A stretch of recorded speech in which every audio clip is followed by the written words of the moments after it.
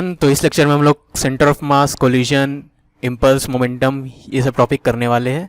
तो थ्योरी का रिवीजन करेंगे 15 मिनट में और उसके बाद 30 जेएमए लेवल के प्रॉब्लम सॉल्व करेंगे मैक्सिमम 60 मिनट्स में। ठीक है, इसमें ही मैक्सिमम है, इसमें ही मैक्सिमम है ना, यानी मैक्सिमम 75 मिनट्स का लेक्चर होगा।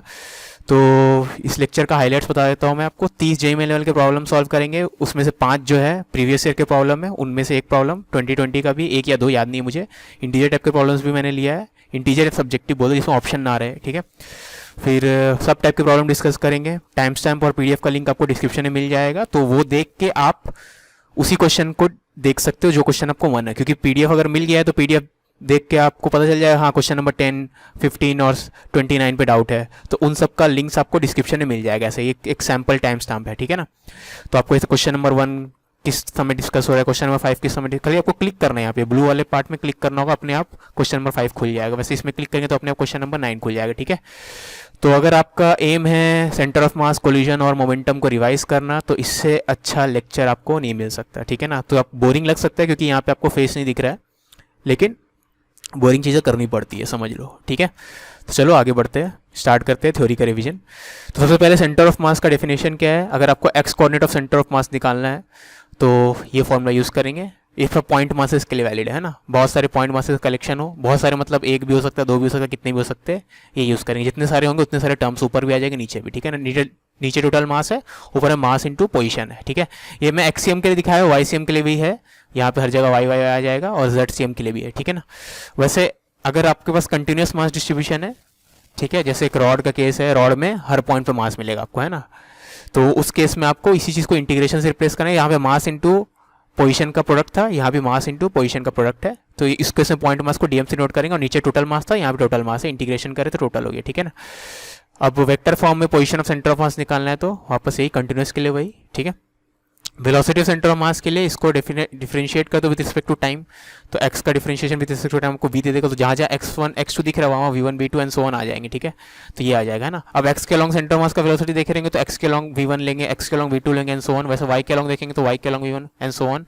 वैसे z के अलॉन्ग के लिए भी वैसे करेंगे। ठीक है ना, अब vector form velocity center of mass is equal to mass into velocity of first particle plus second particle का mass into velocity second particle and so on. ठीक है, net external force on a system is equal to mass of the system into acceleration of centre of mass of the system. ठीक है ना, अब ऐसा क्यों लिखे, ये है Newton second law for a system of particles.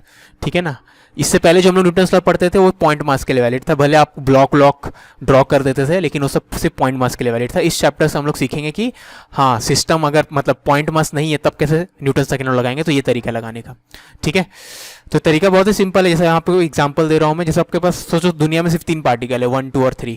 ठीक है ना, तो सिस्टम आप किसी को भी चूज कर सकते हो, प्रॉब्लम पे डिपेंड करेगा, आपके ऊपर डिपेंड करेगा। ठीक है, आपको कौन सा इजी मेथड पसंद है, हार्ड मेथड पसंद है, जो भी है, तो इन प्रिंसिपल आप सिस्टम किसी को भी चूज कर सकते हो। सपोज मैं 1 और 2 को सिस्टम चूज किया, ठीक है ना, पार्टिकल 1 पार्टिकल 2, है ना, तो ये हो गया सिस्टम, ये हो गया एक्सटर्नल ऑब्जेक्ट। ठीक है ना, तो एक्सटर्नल ऑब्जेक्ट जो फोर्स लगाएगा उसको हम लोग एक्सटर्नल फोर्स बोलेंगे। तो एक्सटर्नल फोर्स यहाँ पे सिस्टम पे कौन कौन लगा सकते हैं, सिर्फ 3 लगा सकता है, तो x3 का फोर्स ऑन 1 प्लस 3 का फोर्स ऑन 2, ये दोनों फोर्सेस का वेक्टर सम करेंगे तो आपको net external force on this system मिल जाएगा, दिस सिस्टम। ठीक है ना, अगर सिस्टम में सिर्फ 1 को लिया जाए तो बाहर की चीजें कौन कौन हो गए, 2 और 3 हो गए, तो 1 के ऊपर 2 जो फोर्स लगाएगा, 1 के ऊपर 3 जो फोर्स लगाएगा, ये दोनों एक्सटर्नल फोर्सेस है, इनका टोटल सम करेंगे तो net external force on the system मिलेगा। ठीक है, वैसे सिस्टम में अगर तीनों को ले लिए तो कोई बाहर में ऑब्जेक्ट बचा ही नहीं, क्योंकि दुनिया में अब तक यही 3 ऑब्जेक्ट थे और कोई है ही नहीं, मान लो, है ना, तो बाहर में कोई ऑब्जेक्ट बचा ही नहीं, तो नेट एक्सटर्नल फोर्स इसमें क्या हो जाएगा, 0 हो जाएगा।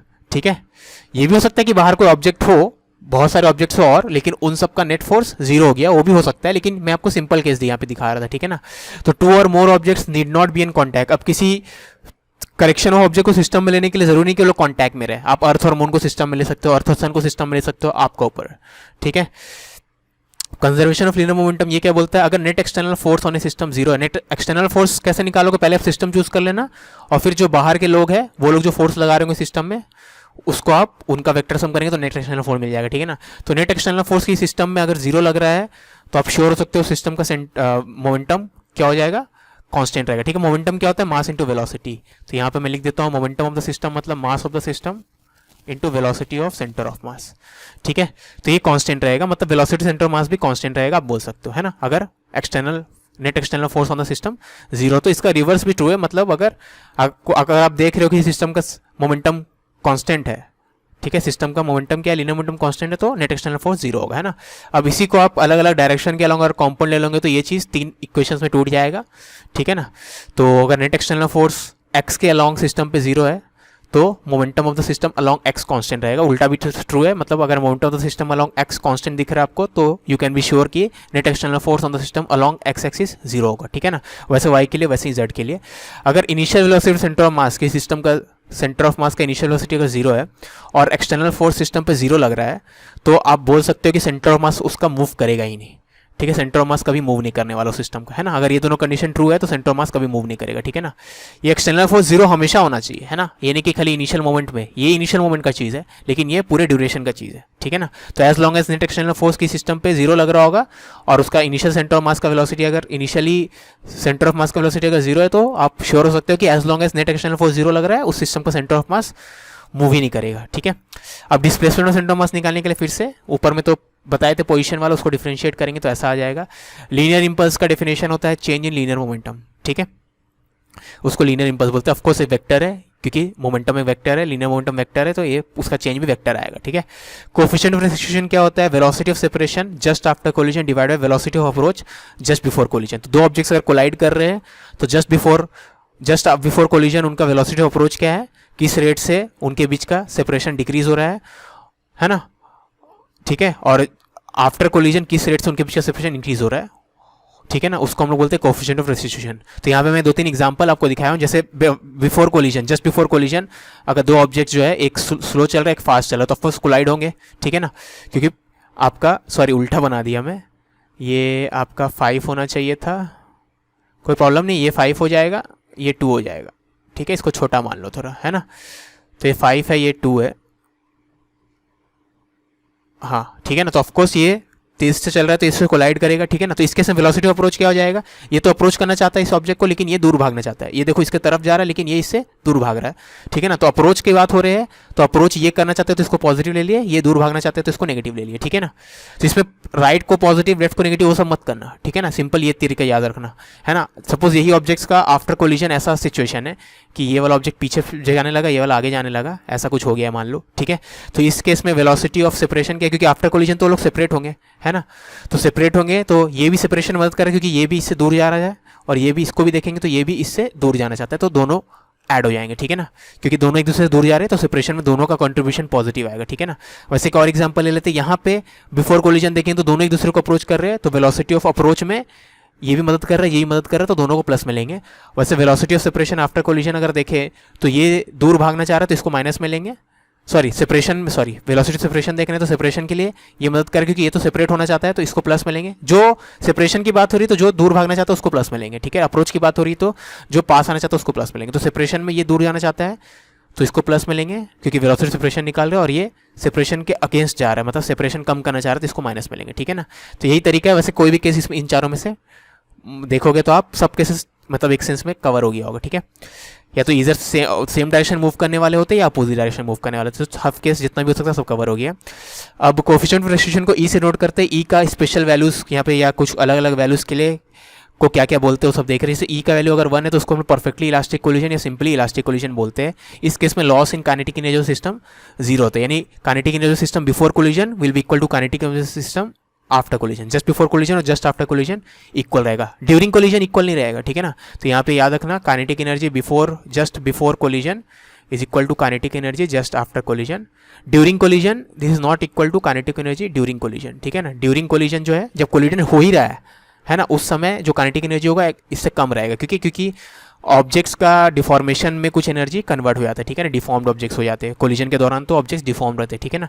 ई इक्वल टू 0 है मतलब परफेक्टली इनइलास्टिक कोलिजन है। इस केस में काइनेटिक एनर्जी का लॉस मैक्सिमम रहेगा और मोस्ट जनरल केस है ई का वैल्यू 0 से 1 के बीच में लाई करेगा, उसको सिंपली इलास्टिक कोलिजन बोलते हैं। इस केस में लॉस इन काइनेटिक एनर्जी जो होगा, जो मिनिमम काइनेटिक एनर्जी का लॉस है जो कि इलास्टिक कोलिजन में हो रहा था या परफेक्टली इलास्टिक में हो रहा था उससे बड़ा रहेगा, लेकिन मैक्सिमम वाले लॉस के केस जो कि इक्वल टू 0 वाला केस था उससे छोटा रहेगा, ठीक है।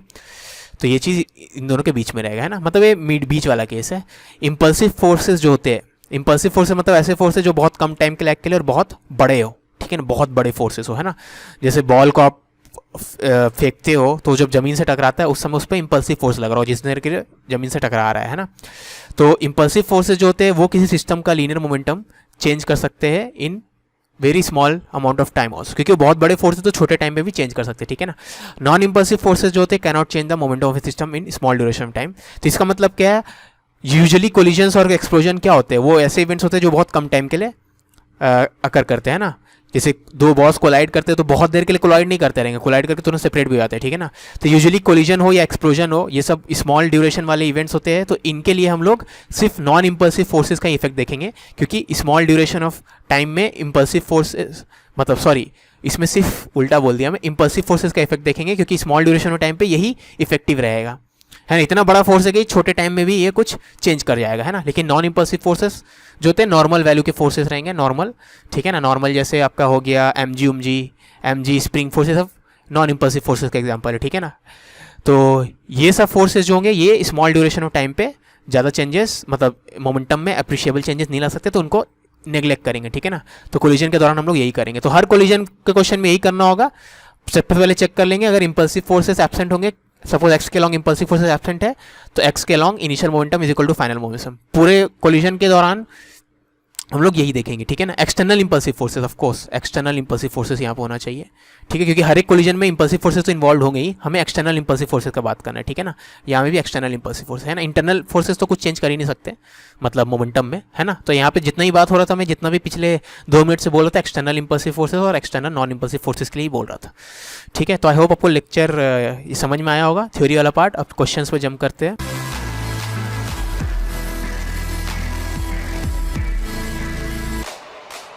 Both the blocks as shown in the given arrangement are given together a horizontal velocity towards right। तो दोनों ब्लॉक को राइट की तरफ वेलोसिटी दे दी है, मैं गलती से यहाँ लेफ्ट की तरफ ड्रॉ कर दिया, लेकिन उससे फ़र्क नहीं आएगा, आप यहाँ पे राइट को लेफ्ट से हटा सकते हो, ठीक है। राइट का बदले सपोज लेफ्ट आ गया है, ठीक है ना। क्वेश्चन मतलब कॉन्सेप्ट में कोई चेंज नहीं आएगा इसलिए, लेकिन मैं ड्रॉ करते समय ध्यान नहीं दिया था, राइट है।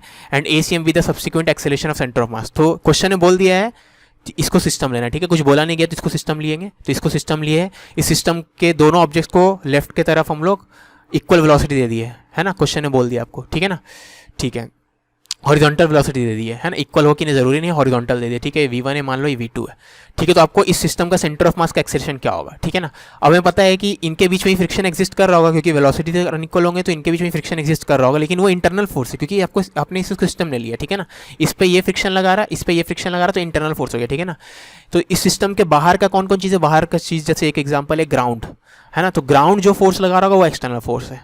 अर्थ जो ग्रेविटेशनल फोर्स लगा रहा होगा वो एक्सटर्नल फोर्स है। ग्राउंड जो नॉर्मल फोर्स लगा रहा होगा वो सब एक्सटर्नल फोर्स है, ठीक है ना। तो इस केस में 3 एक्सटर्नल फोर्स, एक नॉर्मल, एक फ्रिक्शन और एक mg, है ना। ये 3 एक्सटर्नल फोर्स है, लेकिन हमें पता है सिस्टम वर्टिकली तो मूव नहीं करेगा, खाली हॉरिजॉन्टली मूव करने वाला है। तो हॉरिजॉन्टल फोर्स से देखें तो इस सिस्टम पे हॉरिजॉन्टल फोर्स सिर्फ ग्राउंड लगा सकता है, वही फ्रिक्शन लगा सकता है, ठीक है ना। तो फ्रिक्शन किस तरफ लगाएगा, इस तरफ लगाएगा, है ना, क्योंकि आप देख सकते हो 2 kg ब्लॉक ग्राउंड के रिस्पेक्ट में लेफ्ट की तरफ जा रहा है, तो ग्राउंड जो है 2 kg ब्लॉक पे राइट की तरफ फ्रिक्शन लगाएगा, ठीक है।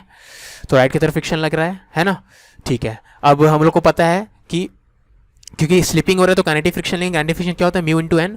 म्यू का वैल्यू आपको दिया हुआ, सिंपल म्यू दिया हुआ, मतलब म्यू एस और म्यू के सब सेम है, तो म्यू के का वैल्यू 0.2 ले लो, नॉर्मल का वैल्यू। अब देख सकते हो वर्टिकल डायरेक्शन में कोई मोशन नहीं सिस्टम का, तो वर्टिकल डायरेक्शन में जो नॉर्मल लगा रहा हो ग्राउंड वो इसके वेट के बराबर होगा, mg के बराबर, ठीक है। तो नॉर्मल का वैल्यू इतना आ गया।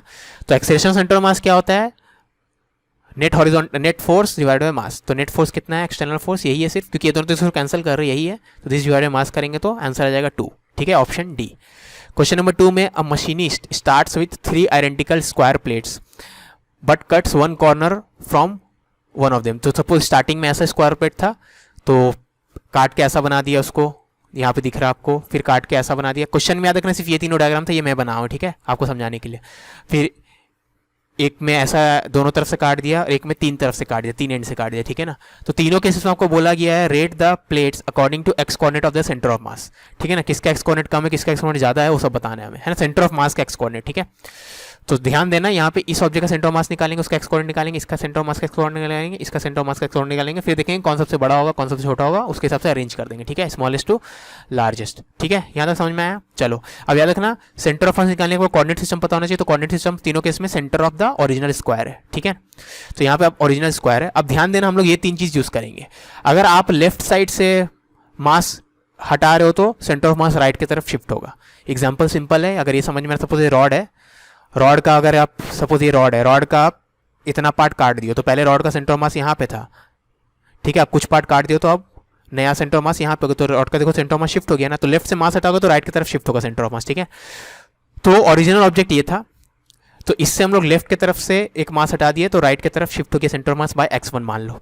ठीक है, फिर से लेफ्ट की तरफ से और हटाए तो और ज़्यादा शिफ्ट होगा, तो यानी इस केस और इस केस में x2 बड़ा होगा, क्योंकि x2 के केस में ज़्यादा लेफ्ट से हटाया गया है, x1 केस में कम हटाया गया है।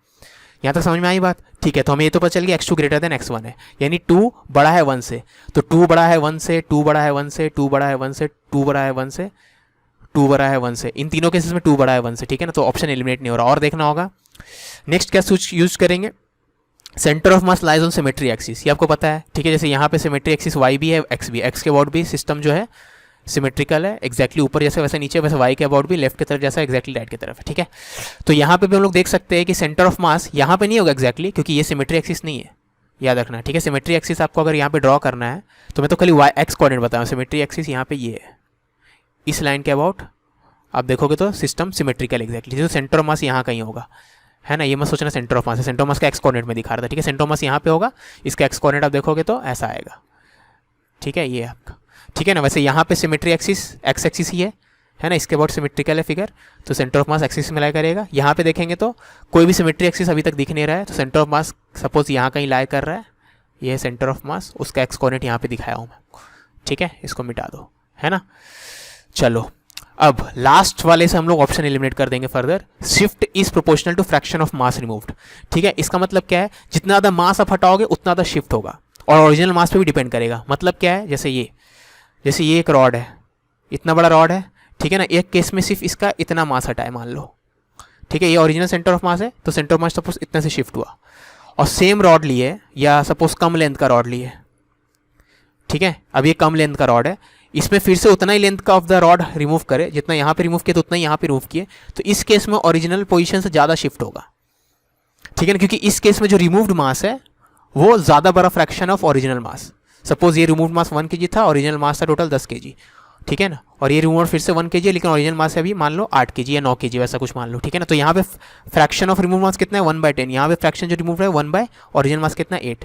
तो इस केस में भले same amount of mass remove हुआ है, लेकिन फ्रैक्शन वाइज देखें तो इस केस में ज़्यादा फ्रैक्शन रिमूव हुआ है, तो ज़्यादा शिफ्ट होगा। ठीक है ना, वही चीज़ हम लोग यहाँ पे यूज़ करने वाले है ना। तो यहाँ पे हम लोग देखेंगे तो ये केस और ये केस में क्या फ़र्क है, ये केस और ये केस में आप देखोगे तो इसमें जितना शिफ्ट होता है इसमें ज़्यादा शिफ्ट हुआ था, क्योंकि लेफ्ट से ज़्यादा मास रिमूव किए थे। ठीक है ना, अब इसको और इसको देखेंगे, अब हम लोग राइट से रिमूव किए मास, अगर इसको और इसको कंपेयर करेंगे, राइट से रिमूव किए मास, ठीक है, राइट से मास रिमूव किए तो क्या होगा, राइट से मास रिमूव किए तो लेफ्ट की तरफ शिफ्ट होगा। ठीक है ना, तो ये थोड़ा लेफ्ट की तरफ आएगा, ये क्लियर है। ठीक है, लेकिन कितना लेफ्ट की तरफ आएगा वो देखते हैं अब, है ना। मतलब मैग्नीट्यूड नहीं, खाली क्वालिटेटिवली चेक करते हैं, ज़्यादा आएगा कि कम आएगा। ठीक है, तो सबसे बड़ा तो हमें पता चल गया 2 है, ये पता चल गया, तो 2 सबसे बड़ा होना चाहिए। 2 सबसे बड़ा है इन दोनों में, यानी सी एलिमिनेट हो गया, ए में भी 2 सबसे बड़ा है, बी में भी 2 सबसे बड़ा है। ठीक है ना, ए और बी में कुछ होना चाहिए, है ना। अब यहाँ पे ध्यान देना अगर इस पार्ट को आप अभी मान लो कवर्ड है, ये पार्ट कवर्ड है, ठीक है, आप यहाँ से रिमूव किए और यहाँ से रिमूव किए, खाली यहाँ और यहाँ से रिमूव करेंगे हम लोग। यहाँ पे दिखाता हूँ आपको, सपोज यहाँ से आपने रिमूव किया तो मास शिफ्ट हुआ होगा, और उतना ही मास फिर यहाँ से रिमूव किया तो उतना ही वापस शिफ्ट हो जाएगा, तो अभी भी सेंटर मास यहाँ पे है। ठीक है, समझ में आ रही है बात, सेंटर मास यहाँ पे भी है ना। अब अगर आप यहाँ से रिमूव करोगे तो सेंटर ऑफ मास हल्का सा शिफ्ट होगा, मतलब सॉरी ज़्यादा शिफ्ट होगा कंपेयर टू ये वाला केस। क्यों, क्योंकि फ्रैक्शन ऑफ मास रिमूव देखोगे आप तो अभी रिमेनिंग मास कितना था, इतना था। जब ये वाला मास रिमूव करने से पहले रिमूव मास इतना था, और यहाँ पे ये वाला मास रिमूव करने से पहले इतना था ना मास, तो फ्रैक्शन किस केस में ज़्यादा है, इस केस में ज़्यादा है, क्योंकि mass same amount of mass remove हुआ है, लेकिन इस केस में ओरिजिनल मास कम था, क्योंकि ऑलरेडी 2 रिमूव हो चुके थे, इस केस में ओरिजिनल मास ज़्यादा था, तो इस केस में शिफ्ट ज़्यादा का आएगा। ठीक है, तो वही इस केस में शिफ्ट ज़्यादा का आएगा, है ना, तो इससे ज़्यादा शिफ्ट इसमें रहेगा। ठीक है ना, तो अभी तक जो मैं लिखा हूँ ये सब रिमूव कर देता हूँ। तो मैं आपको ये बोलना चाहता हूँ कि यहाँ पे जो आपका शिफ्ट है, पेन सेलेक्ट नहीं हो रहा है, हाँ, यहाँ पे जो शिफ्ट है मान लो x1 है, यहाँ पे x3 है, x2 है, तो x1 सबसे छोटा होगा, followed by x3, followed by x2। ठीक है ना, क्योंकि यहाँ और यहाँ से शिफ्ट करने से नेट इफेक्ट 0 आएगा। यहाँ से शिफ्ट किया, लेफ्ट से जितना शिफ्ट किया राइट से उतना, तो नेट इफेक्ट वही वापस आ गया सेंटर बस। लेकिन फिर यहाँ से शिफ्ट करेंगे जैसे ही तो हल्का मतलब थोड़ा आगे बढ़ेगा, और वो आगे बढ़ना इससे ज़्यादा रहेगा। ठीक है ना, क्योंकि इस केस में ये फ्रैक्शन कम है और ये फ्रैक्शन ऑफ टोटल मास ज़्यादा है। ठीक है ना, तो ये तीनों यूज़ करके, अगर समझ में नहीं है तो कोई प्रॉब्लम नहीं है, ये तीनों यूज़ करके क्या आ जाएगा ऑप्शन आपका 1 3 2, 132 मतलब ऑप्शन बी आ जाएगा, ठीक है ना। आगे बढ़ जाना, टेंशन मत लेना, ठीक है। क्वेश्चन नंबर 3 में centre of mass of two uniform rods, thin uniform rods of same length but different materials are as shown, ठीक है, केप्ट एज शोन। तो मीटिंग पॉइंट क्या होगा, ठीक है ना। तो यहाँ पे हम लोग देख सकते हैं इस रॉड का सेंटर ऑफ मास इसके ज्योमेट्रिकल सेंटर पे होगा, क्योंकि यूनिफॉर्म डेंसिटी का है तो इसके मिड पॉइंट पे होगा। वैसे इस रॉड का सेंटर ऑफ मास इसके मिड पॉइंट पे होगा, ठीक है ना। अब इस रॉड का लेंथ भी एल है, इस रॉड का लेंथ भी एल है, ठीक है। तो ये मिड पॉइंट क्या हो जाएगा, का कोऑर्डिनेट्स क्या हो जाएगा 0,L/2, क्योंकि वाई एक्सिस पे लाई कर रहा है। वैसे इस रॉड का सेंटर ऑफ मास का कोऑर्डिनेट्स क्या हो जाएगा L/2, 0, ठीक है ना। अब यानी इस रॉड को इससे रिप्लेस कर सकते हैं। वैसे इस रॉड का सेंटर ऑफ मास इससे रिप्लेस कर सकते हैं, मतलब इस पूरे रॉड का बदली एक मास रख दिया, पॉइंट मास यहाँ पे, वैसे इस पूरे रॉड का बदली यहाँ पे रख दिया, ठीक है ना। तो इस सिस्टम का जो सेंटर ऑफ मास होगा, इन पॉइंट ऑब्जेक्ट्स वाला जो सिस्टम है इनका ही वहीं पे सेंटर ऑफ मास होगा, ठीक है ना। तो हमें पता है कि पॉइंट ऑब्जेक्ट्स के लिए centre of mass line joining the point objects पे लाई करता है, ठीक है। तो सेंटर ऑफ मास इसी लाइन पे कहीं ना कहीं होगा। अब इस लाइन का इक्वेशन क्या होगा, याद रखना इस पॉइंट का कोऑर्डिनेट से इतना 0,L/2, वैसे इस पॉइंट का कोऑर्डिनेट से L/2, 0, ठीक है। तो इस लाइन का इक्वेशन कितना हो जाएगा, x + y = L/2। सिंपल आप निकाल सकते हो, ठीक है ना। दो पॉइंट्स पता है, दोनों पॉइंट्स के कोऑर्डिनेट्स पता है, तो आप सिंपल कोऑर्डिनेट ज्योमेट्री लगा के आप इसका इक्वेशन ऑफ लाइन निकाल सकते हो, ठीक है ना। तो यानी सेंटर ऑफ मास इस लाइन पे कहीं ना कहीं लाई कर रहा है, ठीक है। अब चारों ऑप्शन आपको अगर ध्यान दिए होंगे तो आपसे बोला गया होगा कि इफ़ द मीटिंग कैन भी पूछा है ना, but made of kept can be मतलब कहाँ पे हो सकता है, मस्ट भी नहीं कर सकते हम लोग इस केस में, क्योंकि मस्ट भी के लिए दोनों पार्टिकल का मास पता होना चाहिए। मास नहीं पता, क्योंकि दोनों का डेंसिटी डिफरेंट है। डेंसिटी सेम होता तो एक्जैक्टली मिड पॉइंट पे होता, ठीक है, लेकिन डेंसिटी डिफरेंट है, क्वेश्चन में बोल दिया गया है ना। तो दोनों का मास, क्योंकि वॉल्यूम दोनों का सेम है, मास डिफरेंट, डेंसिटी डिफरेंट है, तो मास डिफरेंट होगा, है ना। तो इस लाइन पे कहीं भी लाई कर सकता है, ठीक है। तो आपका आंसर वो होना चाहिए जहाँ पे सम ऑफ द कोऑर्डिनेट्स L/2 के बराबर हो, ठीक है ना। तो यहाँ पे आप देखोगे तो L/3 + L/6 L/2 के बराबर, यानी ऑप्शन डी करेक्ट है, ठीक है। बाकी ए बी सी के लिए आप देखोगे तो इस इक्वेशन को फॉलो नहीं कर रहा है। जैसे इनको ऐड करेंगे तो L आ जाएगा, लेकिन आपको L/2 चाहिए, ठीक है ना। इस केस में फॉलो कर रहा है, तो डी ऑप्शन सही है, ठीक है। क्वेश्चन नंबर 4 में from a circular disc of radius 4r two small disc of r cut off. तो एक बड़ा डिस्क है जिसका रेडियस 4r है, उससे दो छोटे छोटे डिस्क यहाँ और यहाँ से काट दिए, दोनों का रेडियस r है। तो जो रिमेनिंग डिस्क है, ठीक है, यहाँ पे जो शेडेड पार्ट दिख रहा है आपको ग्रे कलर का, उसका सेंटर ऑफ मास कहाँ पे है, ठीक है। तो यहाँ पे मैं इसको सॉल्व किया हूँ। तो जो टोटल डिस्क है, टोटल डिस्क मतलब हर जगह मास भरा हुआ है, ठीक है ना, उसको हम लोग दो डिस्क का सम मान सकते हैं, है ना। This can be written as this plus this, ठीक है। यहाँ पे जहाँ जहाँ खाली जो आपको ओरिजिनल क्वेश्चन में दिया था वो खाली जगह अगर भर दें हम लोग और इन दोनों को ऐड कर दे, सुपर पोज कर दो, तो आपको ये वाला डिस्क मिल जाएगा, ठीक है। यहाँ पे जहाँ पे खाली है, यहाँ पे ये भरा हुआ है, यहाँ पे ये भरा हुआ है, यहाँ पे वो खाली है, ठीक है। वाइट वाला पार्ट मतलब खाली है, ठीक है। तो इन दोनों को ऐड करेंगे तो ये मिल जाएगा, ठीक है। तो अब अगर आप इस स्मॉल, इसका रेडियस याद रखना आर है, आर रेडियस का मास अगर एम है तो 4r रेडियस का मास कितना हो जाएगा 16m, क्योंकि मास प्रोपोर्शनल टू एरिया होगा, ठीक है। और एरिया प्रोपोर्शनल टू रेडियस का स्क्वायर होता है ना। जितना ज़्यादा एरिया उतना ज़्यादा मास, और एरिया किसके प्रोपोर्शनल था r स्क्वायर के, है ना। तो इसका एरिया, क्योंकि r इसका 4 टाइम्स, इसका एरिया 16 टाइम्स होगा इसके, ठीक है। तो इसका मास अगर m लिए तो इसका मास 16m लेंगे, है ना, ठीक है। इसका मास भी m है, इसका मास भी m है, और इस पूरे का मास 16m है, ठीक है। तो यहाँ पे मास का दिखा दिया। सेंटर ऑफ मास देखते हैं। अब ये तो एक यूनिफॉर्म डेंसिटी का ऑब्जेक्ट है, इसका सेंटर ऑफ मास इसके ज्योमेट्रिकल सेंटर पे होगा, यानी 0,0 पे होगा, ठीक है। वैसे इसका सेंटर ऑफ मास कहाँ पे होगा इसका सेंटर ऑफ मास हमें पता है क्या, देखते हैं। अब इसका सेंटर ऑफ मास कहाँ पे होगा, देखो ये वाला पॉइंट, यहाँ पे दो ऑब्जेक्ट्स है, एक ये और एक ये है, ठीक है। इसका सेंटर ऑफ मास कहाँ पे, यहाँ पे है, और इसका सेंटर ऑफ मास यहाँ पे है ना। ये पॉइंट का कोऑर्डिनेट क्या होगा, ये पॉइंट कोऑर्डिनेट देखो तो टोटल 4r है, ठीक है, और ऊपर वाला r है तो ये हो जाएगा 3r। तो इस पॉइंट का कोऑर्डिनेट हो जाएगा 3r, 0, 0,3r, उल्टा बोल दिया, ठीक है ना। वैसे यहाँ पे इसका सेंटर ऑफ मास कहाँ पे हो जाएगा 3r, 0, ठीक है।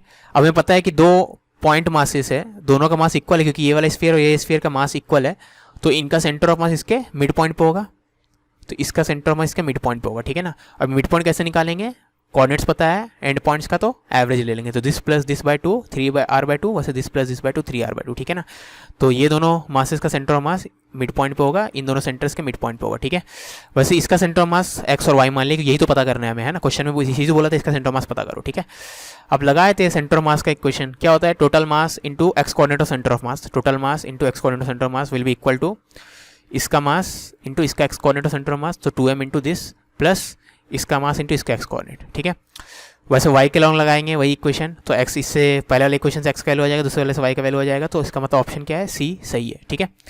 क्वेश्चन नंबर 5 में from what minimum height h must the system be released when spring is unstressed so that after perfectly inelastic collision with ground B may be lifted off the ground। ठीक है, अब perfectly inelastic collision मतलब before collision भले B का velocity V downward था, लेकिन after collision वो rest पे आ गया होगा। ठीक है, कोलिजन ग्राउंड के है तो रेस्ट पे आ गया, जस्ट आफ्टर कोलिजन वो रेस्ट पे रहेगा, है ना, कुछ देर रेस्ट पे रहेगा ऑफकोर्स। तो कोलिजन खत्म हो चुका है, अब बाद में वो उठ सकता है। ठीक है, वही आपको बोला गया may be lifted of ground. ठीक है, तो चलो ओरिजिनल फिगर ये है। तो यहाँ से दो मासेस है, स्प्रिंग नेचुरल लेंथ पे है, दोनों को छोड़ दिया, पूरे सिस्टम को छोड़ दिया, है ना। तो सबको फ्री फॉल में होंगे क्योंकि स्प्रिंग नेचुरल लेंथ पे तो इसके ऊपर कोई फोर्स नहीं लगेगा, मतलब एक्सटर्नल फोर्स ग्रेविटी के अलावा, वैसे इसके ऊपर भी कोई ग्रेविटी के अलावा फोर्स नहीं लगेगा। यहाँ तक सही है ना। ठीक है ना, तो दोनों मासेस फ्री फॉल में करेंगे क्योंकि फ्री फॉल में गिरेंगे क्योंकि दोनों स्प्रिंग्स जो है अपने ये जो स्प्रिंग है अपना नेचुरल लेंथ पर रहने वाला है ना, जब तक कि टकरा ना जाए। ठीक है, तो यहाँ भी मैं दिखाया हूँ, यहाँ पे नेचुरल लेंथ में है, ये स्टेट 1 है, तो यहाँ से जस्ट बिफोर कोलिजन तक का फिगर बनाया हूँ। ठीक है ना, तो ऑफकोर्स दोनों फ्री फॉल में, तो दोनों का स्पीड रूट ओवर 2gh, क्योंकि h हाइट दोनों गिरेगा, ये भी h हाइट गिरने वाला है, ये भी h हाइट गिरने वाला है, तो रूट ओवर 2gh दोनों का स्पीड इक्वल रहेगा। ठीक है, अभी भी स्प्रिंग अपने नेचुरल लेंथ में, क्योंकि कोलिजन अभी तक हुआ नहीं है ना, ये जस्ट बिफोर कोलिजन का फिगर है।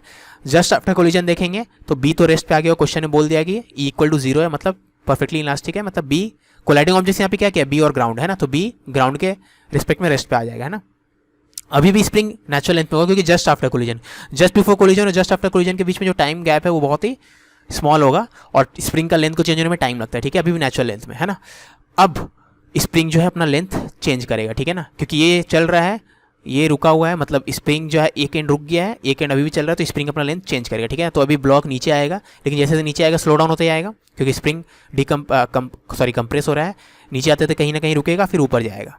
ठीक है, लेकिन ये ब्लॉक यहाँ से नीचे आएगा, स्टॉप होगा मोमेंटरली, फिर ऊपर जाएगा। इस पूरे दौरान ब्लॉक के ऊपर सारी कंजर्वेटिव फोर्स एक्ट कर रहे हैं, तो इसका वेलोसिटी का मैग्नीट्यूड सेम रहेगा। तो यहाँ v से नीचे आने स्टार्ट हुआ था, तो जब स्प्रिंग अपने नॉर्मल पोजीशन में वापस आएगा तो ये v से ऊपर जाता रहेगा। ठीक है, उससे मतलब नहीं है वैसे, तो मैं आपको खाली बता रहा था। ठीक है, अब मान लो ये यहाँ से नीचे आया, यहाँ पहुँचा, फिर यहाँ से ऊपर गया। ठीक है ना, यहाँ से सपोज x डिस्टेंस ऊपर गया है जब, तब ब्लॉक का स्पीड है v1, है ना, और एक्सटेंशन कितना हो जाएगा स्प्रिंग का x हो जाएगा, क्योंकि स्प्रिंग ये नेचुरल लेंथ में है, तो ये अपना नेचुरल लेंथ हो गया, तो नेचुरल लेंथ से कितना बढ़ गया स्प्रिंग x। ठीक है, इसको स्टेट 4 बोल रहे हैं। ठीक है, सबसे पहली बात स्टेट 1 और स्टेट 2 में एनर्जी सेम रहेगा क्योंकि अभी तक कोलिजन हुआ नहीं है, है ना, तो स्टेट 1 और स्टेट 2 में एनर्जी सेम है ना, मैकेनिकल एनर्जी सेम है। ठीक है ना, स्टेट 3 और स्टेट 4 का भी एनर्जी इक्वल रहेगा क्योंकि स्टेट 3 से 4 के बीच में कहीं भी कोलिजन नहीं हुआ है। याद रखना, कोलिजन जो हुआ है 2 से 3 के बीच में हुआ है। ठीक है ना, स्टेट 2 कोलिजन का बिगनिंग है, स्टेट 3 जो है कोलिजन का एंड है ना। तो स्टेट 3 से स्टेट 4 के बीच में कोलिजन नहीं हुआ है, तो कोलिजन जब तक कोलिजन नहीं हो रहा मोमेंटम मतलब मैकेनिकल एनर्जी कंजर्व मान लेना। ठीक है, और इलास्टिक कोलिजन में तो एनर्जी भी कंजर्व मान सकते हो। ठीक है ना, तो यहाँ पे एनर्जी कंजर्व है ना, 3 और 4 का एनर्जी इक्वल रहेगा, वैसे 1 और 2 का इक्वल रहेगा, लेकिन 2 और 3 के बीच में स्टेट 2 से स्टेट 3 के बीच में जाते जाते कोलिजन हो चुका है, तो 2 का एनर्जी ज़्यादा रहेगा 3 से, क्योंकि कोलिजन के दौरान हीट साउंड उस सब में कुछ एनर्जी लूज करेगा सिस्टम, मैकेनिकल एनर्जी लूज करेगा। ठीक है, तो E1 इक्वल टू E2 रहेगा, लेकिन उसका एनर्जी बड़ा रहेगा E3 और E4 से, लेकिन वो दोनों आपस में इक्वल रहेंगे। ठीक है ना, रीजन यहाँ पे लिख दिया है। अब there is no loss in energy for M plus spring system. अब ये मास और ये स्प्रिंग, इसका तो किसी से कोलिजन नहीं हो रहा है, कोलिजन जो है 2M और इसका हुआ है। ठीक है ना, तो ये एक मतलब इस सिस्टम को अगर देखें तो इसका एनर्जी कंजर्व रहने वाला है। ठीक है, स्प्रिंग प्लस ऊपर वाला ब्लॉक है ना, इसका एनर्जी कंजर्व रहेगा। ठीक है, तो इसका एनर्जी पूरा कंजर्व रहेगा क्योंकि यहाँ से यहाँ के बीच में कहीं भी इसका एनर्जी में चेंज नहीं आएगा, ऊपर वाला ब्लॉक और स्प्रिंग का। ठीक है, तो इसका एनर्जी हम लोग कंजर्व करेंगे। तो E3 स्टेट में इसका एनर्जी कितना है, E3 स्टेट में इसका एनर्जी है ब्लॉक का काइनेटिक एनर्जी 12 mv² और पोटेंशियल एनर्जी स्प्रिंग 0 है। ठीक है ना, ठीक है, अब ये should be equal to E1 state का energy of this system. System में क्या के लिए A प्लस स्प्रिंग को लिए। ठीक है ना, सिस्टम में क्या है A plus spring, mass plus spring, ऊपर वाला मास प्लस स्प्रिंग। ठीक है ना, ऊपर वाला मास प्लस स्प्रिंग, यहाँ पे कितना एनर्जी इसका, ये ग्राउंड से देखोगे आप, ग्राउंड से या इसको मैं रेफरेंस मान रहा हूँ। ठीक है ना, पोटेंशियल एनर्जी के लिए इसको रेफरेंस मान रहा हूँ, मतलब इस लाइन के अलॉन्ग पोटेंशियल एनर्जी क्या है 0 है। तो पोटेंशियल इस लाइन के रिस्पेक्ट में ये मास कितना ऊपर है, h हाइट ऊपर है। ठीक है, क्योंकि ये अगर h हाइट ऊपर था तो ये भी उस लाइन के रिस्पेक्ट में h हाइट ऊपर है ना। ठीक है ना, तो पोटेंशियल एनर्जी कितना हो जाएगा इसका, तो यहाँ पे अगर M प्लस स्प्रिंग को देखेंगे तो इसका पोटेंशियल एनर्जी कितना है with respect to this reference line mgh, और यहाँ पे कितना है पोटेंशियल जो 0 हो जाएगा क्योंकि अभी रेफरेंस लाइन पे आ गया A, लेकिन काइनेटिक एनर्जी है और स्प्रिंग एनर्जी अभी भी 0 है। ठीक है, अब फोर्थ स्टेट में देखेंगे वापस स्प्रिंग प्लस इस ब्लॉक का एनर्जी, तो स्प्रिंग पे एक्सटेंशन x है तो इसका एनर्जी इतना हो जाएगा। ठीक है, ब्लॉक का काइनेटिक एनर्जी इतना हो जाएगा, और रेफरेंस साइड से एक्स साइड ऊपर है तो potential energy due to gravity इतना रहेगा, ठीक है ना। और E3 इक्वल टू E4 करना है हमें, ठीक है। ये दोनों को इक्वेट करेंगे तो दिस इक्वल टू दिस करेंगे, ठीक है ना। तो ये दोनों को इक्वेट करेंगे तो ये रिलेशन आएगा, इसको थोड़ा सिंप्लीफाई करेंगे तो ऐसा आएगा। अब यहाँ पे आप देखोगे, अगर मैंने 2m का फ्री बॉडी डायग्राम बनाया, याद रखना 2m को जस्ट ऊपर उठाना है, ठीक है ना। जैसे ऊपर उठ गया नॉर्मल जीरो हो जाएगा, तो 2m जस्ट ऊपर उठेगा तो नॉर्मल जीरो हो जाएगा, तो खाली स्प्रिंग फोर्स दिखेंगे हम लोग kx लग रहा होगा, क्योंकि स्प्रिंग में एक्सटेंशन x का है, तो स्प्रिंग याद रखना इसको ऊपर खींच रहा होगा, क्योंकि स्प्रिंग को अपना लेंथ कम करना है, ठीक है। और अर्थ कितना लगाएगा mg डाउनवर्ड, ठीक है ना, mg डाउनवर्ड है ना। नॉर्मल तो जीरो है क्योंकि ब्लॉक कॉन्टैक्ट छोड़ चुका है ना, ठीक है। तो ये दोनों को इक्वेट करेंगे, जस्ट उठ रहा है, ठीक है ना, तो एक्स का वैल्यू कितना आ जाएगा, इतना। जस्ट उठ रहा है मतलब ऑलमोस्ट एक्सेलरेशन जीरो है, ठीक है ना, ऑलमोस्ट जीरो मान सकते हो। अब ये जस्ट स्लाइटली से बड़ा होगा, ठीक है ना। तो ये दोनों ऑलमोस्ट इक्वल है, तो एक्स का वैल्यू इतना आ गया। उस एक्स का वैल्यू को इस एक्सप्रेशन में पुट कर देंगे, एनर्जी इक्वेट जो कि उस एक्सप्रेशन में पुट करेंगे तो ऐसा आएगा। तो इसको सॉल्व करेंगे तो ऐसा आएगा, ये लाइक क्वेश्चन आएगा, ठीक है। तो एच का आपको मिनिमम वैल्यू पूछा था क्वेश्चन में, तो एच का मिनिमम वैल्यू कैसे आएगा। अब ये तो कांस्टेंट है, इसको आप चेंज नहीं कर सकते हो, लेकिन आप स्टेट, ये स्टेट तो कोई भी रैंडम स्टेट है ना, तो यहाँ पे अगर स्पीड ऑफ ऊपर वाला ब्लॉक जीरो है, क्योंकि स्प्रिंग स्टेट अगर कभी ना कभी स्पीड जीरो हो जाएगा, तो अगर स्पीड को आप जीरो कर दोगे तो एच मिनिमम हो जाएगा, क्योंकि एच को मिनिमाइज करना है तो इसको मिनिमाइज करना होगा, ये तो फिक्स है, ठीक है। तो एच मिनिमम कब होगा, जब स्पीड मिनिमम हो और V1 का वैल्यू जीरो हो सकता है मिनिमम वैल्यू, ठीक है। तो ये जीरो हो गया, तो ये पूरा वैल्यू कितना आ जाएगा 4 mg बैक है, तो एच का मिनिमम वैल्यू कितना हो जाएगा 4 mg बैक है। देयरफॉर ऑप्शन क्या हो जाएगा बी, 4 mg बैक है।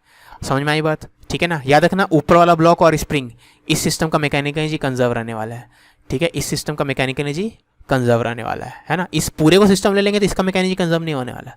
इस ब्लॉक और स्प्रिंग को ले लेंगे, इसका भी नहीं होने वाला, क्योंकि इस ब्लॉक, ये ब्लॉक का कोलिजन हो रहा है, ठीक है ना।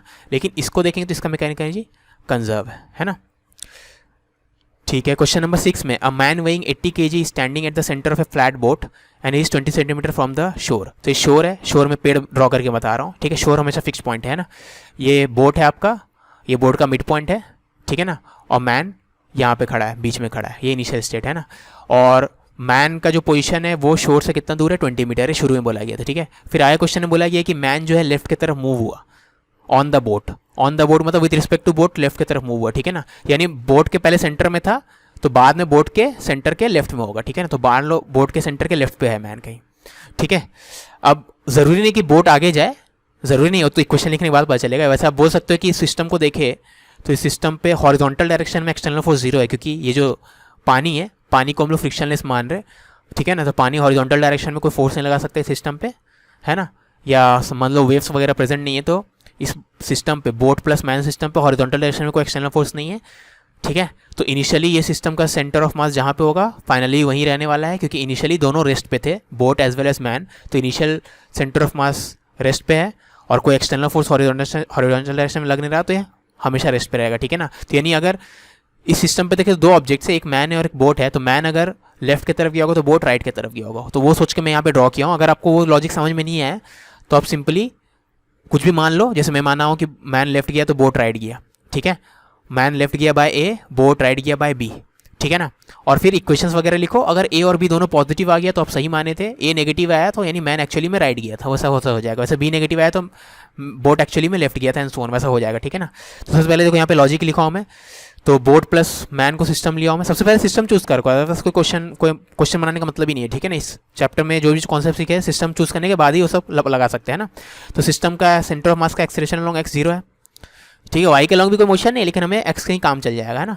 तो यानी velocity of centre of mass along x constant होने वाला है, ठीक है। यानी initial velocity of centre of mass along x, यानी क्या, क्योंकि इनिशियल वेलोसिटी सेंटर ऑफ मास अलग एक्स जीरो है, इनिशियली दोनों रेस्ट पे है, तो initial velocity center of mass along x zero होगा। तो यानी हमें पता चलेगा velocity center of mass along x constant रहने वाला है, यानी सेंटर ऑफ मास हमेशा रेस्ट पे रहने वाला है, ठीक है। तो यानी displacement centre of mass zero रहेगा, ठीक है। एक सेकेंड, तो displacement centre of mass along x zero है, तो यानी पहला वाला मास इंटू उसका डिस्प्लेसमेंट अलोंग एक्स प्लस दूसरा वाला मास इंटू उसका डिस्प्लेसमेंट अलोंग एक्स जीरो होगा, ठीक है। पहला वाला मास कितना है, मैन को सपोज फर्स्ट मास बोल रहे हैं, किसी को ही बोल सकते हैं, फर्स्ट मास मैन है, मैन का डिस्प्लेसमेंट कितना है। अब याद रखना ये पूरा चीज़ सिर्फ इनर्शियल फ्रेम में वैलिड है कि एक्सेलरेशन जीरो होगा, मतलब नेट एक्सटर्नल फोर्स जीरो होगा तो एक्सेलरेशन जीरो होगा एंड सो ऑन, ठीक है ना। तो सिर्फ इनर्शियल फ्रेम में वैलिड है, मतलब ग्राउंड पे बैठ के देखना आपको, बोट पे बैठ के मत देखना, ठीक है। बोट नॉन इनर्शियल, यहाँ पे बोट एक्सेलेट किया है ना, ठीक है। तो हम लोग ग्राउंड से देख रहे हैं हर चीज़, है ना। तो डिस्प्लेसमेंट ग्राउंड के रिस्पेक्ट में होता है, तो ग्राउंड के रिस्पेक्ट में मैन कितना शिफ्ट हुआ है, ए शिफ्ट हुआ है देख लो, और ग्राउंड के रिस्पेक्ट में बोट शिफ्ट हुआ है बी उस तरफ, ठीक है ना। तो मैन का डिस्प्लेसमेंट माइनस है, बोट का डिस्प्लेसमेंट प्लस बी, तो इतना आ गया है ना, ठीक है। अब क्वेश्चन में बोला गया था वॉक्स 8 मीटर ऑन बोट, यानी displacement of man with respect to boat, of man with respect to boat क्या है 8 है ना। तो विद रिस्पेक्ट टू बोट मतलब क्या, बोट के सेंटर से देख लेते हैं डिस्टेंस। तो पहले बोट के सेंटर से 0 डिस्टेंस दूर था, अब बोट के सेंटर से 8 मीटर दूर है, मतलब ये 8 आपको बोला गया है, ठीक है। यानी a प्लस बी 8 होना चाहिए, a प्लस बी 8। 2 इक्वेशन है, 2 अननोन है, इसको सॉल्व करेंगे तो आपका a का वैल्यू 5.7 आ गया, ठीक है। तो a का वैल्यू 5.7 आ गया। लेकिन आपसे क्वेश्चन में ये नहीं पूछा था कि कितना मैन मूव किया विद रिस्पेक्ट टू, आपसे पूछा था कि शोर से न्यू पोजीशन कितना है, शोर से मैन अभी कितना दूर में है ना। तो पहले शोर से कितना दूर था, 20 था, और अभी लेफ्ट की तरफ मूव किया है बाय a, तो अब कितना हो जाएगा 20 माइनस a, तो आपको आंसर क्या हो जाएगा 20 माइनस a, यानी 14.3, ठीक है। अब दोनों पॉजिटिव आ गया, मतलब हम लोग का अजम्पशन सही था। अगर नेगेटिव आता तो उल्टा कर देते बस, है ना, कोई प्रॉब्लम नहीं होता, फिर से कैलकुलेट नहीं करना पड़ता, खाली एरो उल्टा ड्रॉ कर लेते बाद में, ठीक है। तो ये था पहला 6 क्वेश्चन। आगे आते हैं।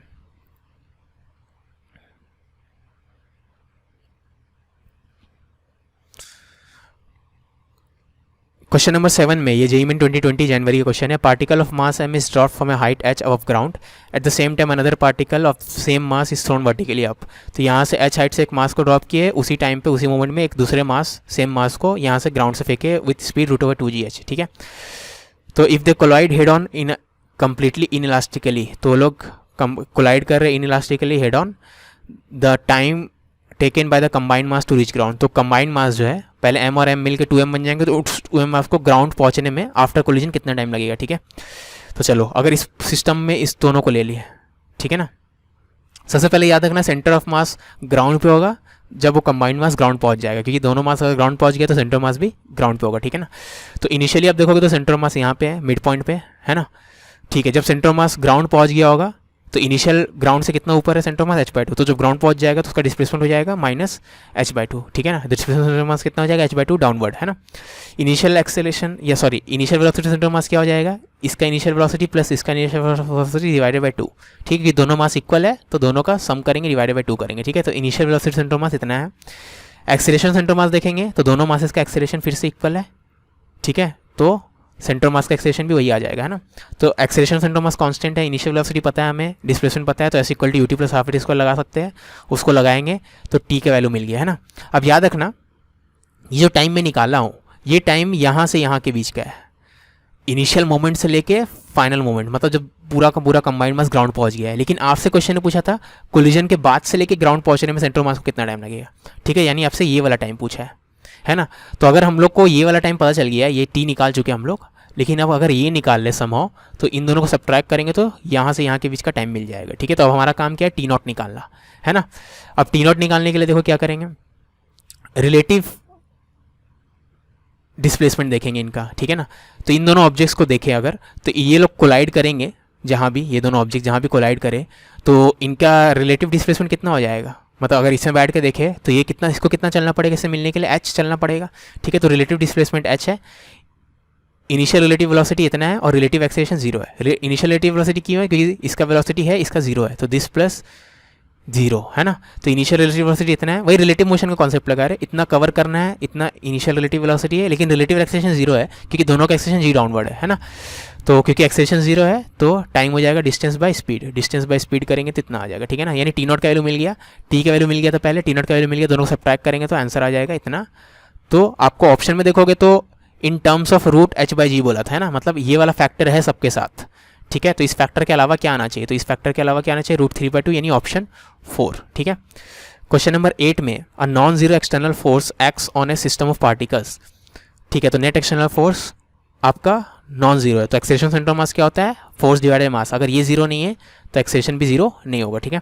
तो velocity and acceleration of centre mass are found to be v0 and ac respectively. तो सेंटर मास एक्सेलेरेशन को ac से नोट कर रहे हैं, वेलोसिटी सेंटर मास को v0 से नोट कर रहे हैं किसी मोमेंट में, तो इट इज़ पॉसिबल डैट।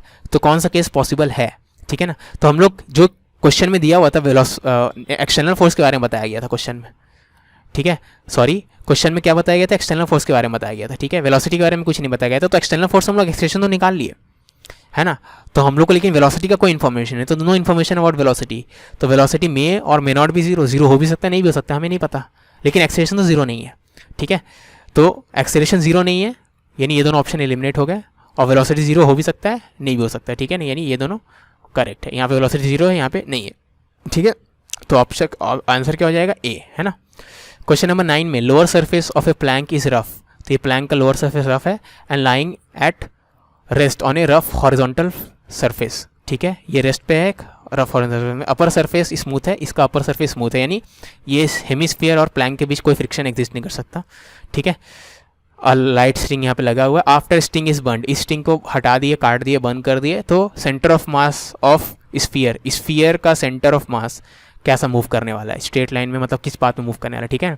तो अगर स्फीयर का फ्री बॉडी डायग्राम बनाए तो बिफोर बर्निंग द स्ट्रिंग ऐसा होगा, स्फीयर पे नॉर्मल लगेगा ग्राउंड के कारण या प्लैंक के कारण, टेंशन लगेगा और mg लगेगा, ठीक है। ये 3 फोर्स लगेगा। आफ्टर बर्निंग द स्ट्रिंग क्या हो जाएगा, खाली टेंशन और mg लगेगा, ठीक है ना, क्योंकि स्ट्रिंग को बर्न कर दिए। सॉरी, आफ्टर बर्निंग तो खाली नॉर्मल और वो लगेगा, उल्टा कर दिया मैं यहाँ पे, ये क्या हो जाएगा, आफ्टर बर्निंग द स्ट्रिंग सिर्फ नॉर्मल और mg लगेगा, टेंशन नहीं लगेगा, ठीक है ना। ठीक है, तो अब यहाँ पे इसका मतलब क्या है, अब सिर्फ नॉर्मल लग रहा है और mg लग रहा है, ये दोनों फोर्सेस वर्टिकल डायरेक्शन में, ठीक है ना। तो इनिशियल वेलोसिटी सेंटर मास सबको पता है जीरो है, क्योंकि जब शुरू में कुछ चीज़ मूव नहीं कर रहा है, ये भी रेस्ट पे है, तो initial velocity centre mass zero है। एक्सेलरेशन सेंटर मास क्या आएगा, वर्टिकल आएगा, क्योंकि एक्सटर्नल फोर्स इन दोनों का रिजल्टेंट वर्टिकल आएगा, तो एक्सटर्नल फोर्स वर्टिकल है, तो सेंटर ऑफ मास का एक्सेलरेशन ही वर्टिकल आएगा। यानी डिस्प्लेसमेंट सेंटर मास भी वर्टिकल होना चाहिए, क्योंकि इनिशियल वेलोसिटी जीरो है, तो जिस डायरेक्शन में एक्सेलरेशन आएगा उसी डायरेक्शन में डिस्प्लेसमेंट आएगा, ठीक है ना।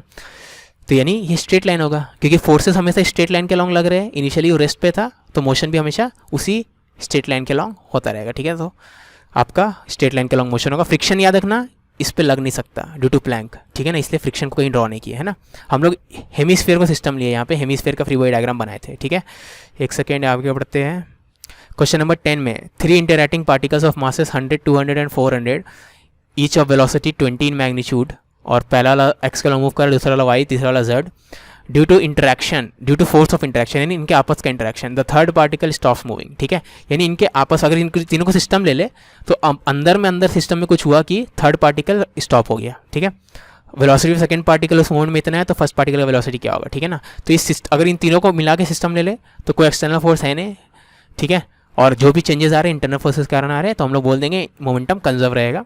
तो इनिशियल मोमेंटम लिख दिया, पहला वाला मास इंटू उसका वेलोसिटी अलॉन्ग एक्स, प्लस दूसरा वाला मास इंटू उसका वेलोसिटी तो वाई के अलॉन्ग था, तीसरा वाला मास इंटू उसका वेलोसिटी अलॉन्ग जेड था, क्वेश्चन ने बोल दिया था, ठीक है। तो इनिशियल मोमेंटम इतना है, फाइनल मोमेंटम में पहला वाला मास का वेलोसिटी वी है मान लो, वही पता करना है, दूसरा वाले मास का वेलोसिटी क्वेश्चन में दे दिया है, और तीसरे वाले मास तो रेस्ट पे आ गया, ठीक है ना। तो इन दोनों को अगर इक्वेट करेंगे, मोमेंटम कंजर्व करेंगे, तो वी का वैल्यू इतना आ जाएगा, ठीक है।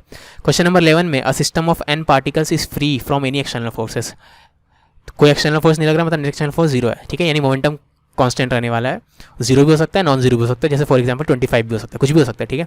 तो विच of the following is true for the magnitude of total momentum, तो टोटल मोमेंटम क्या हो सकता है ऑब्जेक्ट का, है ना। मस्ट भी जीरो गलत, जीरो हो भी सकता है, नॉन जीरो भी हो सकता है, कुड भी non zero but it must be constant, ये सही है, यही तो चाहिए हमें। नॉन जीरो रहेगा, मतलब नॉन जीरो हो सकता है, कुड भी हो सकता है, लेकिन कांस्टेंट रहेगा, है ना, कैसा भी कांस्टेंट रहे, नॉन जीरो रहे, जीरो रहे, लेकिन कांस्टेंट रहेगा। इट कुड भी non zero but it might not be a constant, गलत है, कांस्टेंट रहने वाला है, तो ये इनकरेक्ट, ये इनकरेक्ट। डिपेंड्स ऑन नेचर, नहीं, इंटरनल फोर्सेस का नेचर कैसा भी हो, मोमेंटम कंजर्वेशन के लिए खाली आपको, या सेंटर ऑफ मास या मोमेंटम कंजर्वेशन के लिए आपको खाली क्या चाहिए, एक्सटर्नल फोर्सेस का एब्सेंस चाहिए, इंटरनल फोर्सेस का नेचर पे डिपेंड नहीं करे, ठीक है। इसी क्वेश्चन का सेकंड पार्ट है, तो इसको मैं 2 क्वेश्चन काउंट करूंगा। Which of the following must be true for the sum of the magnitude of momenta of individual particles, ठीक है ना।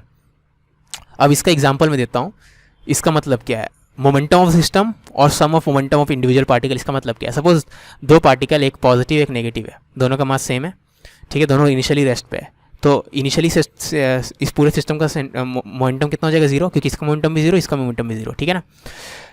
तो इसका मोमेंटम भी जीरो, इसका मोमेंटम भी zero, P1 plus P2 zero है, ठीक है, और मोमेंटम सिस्टम भी जीरो है ना।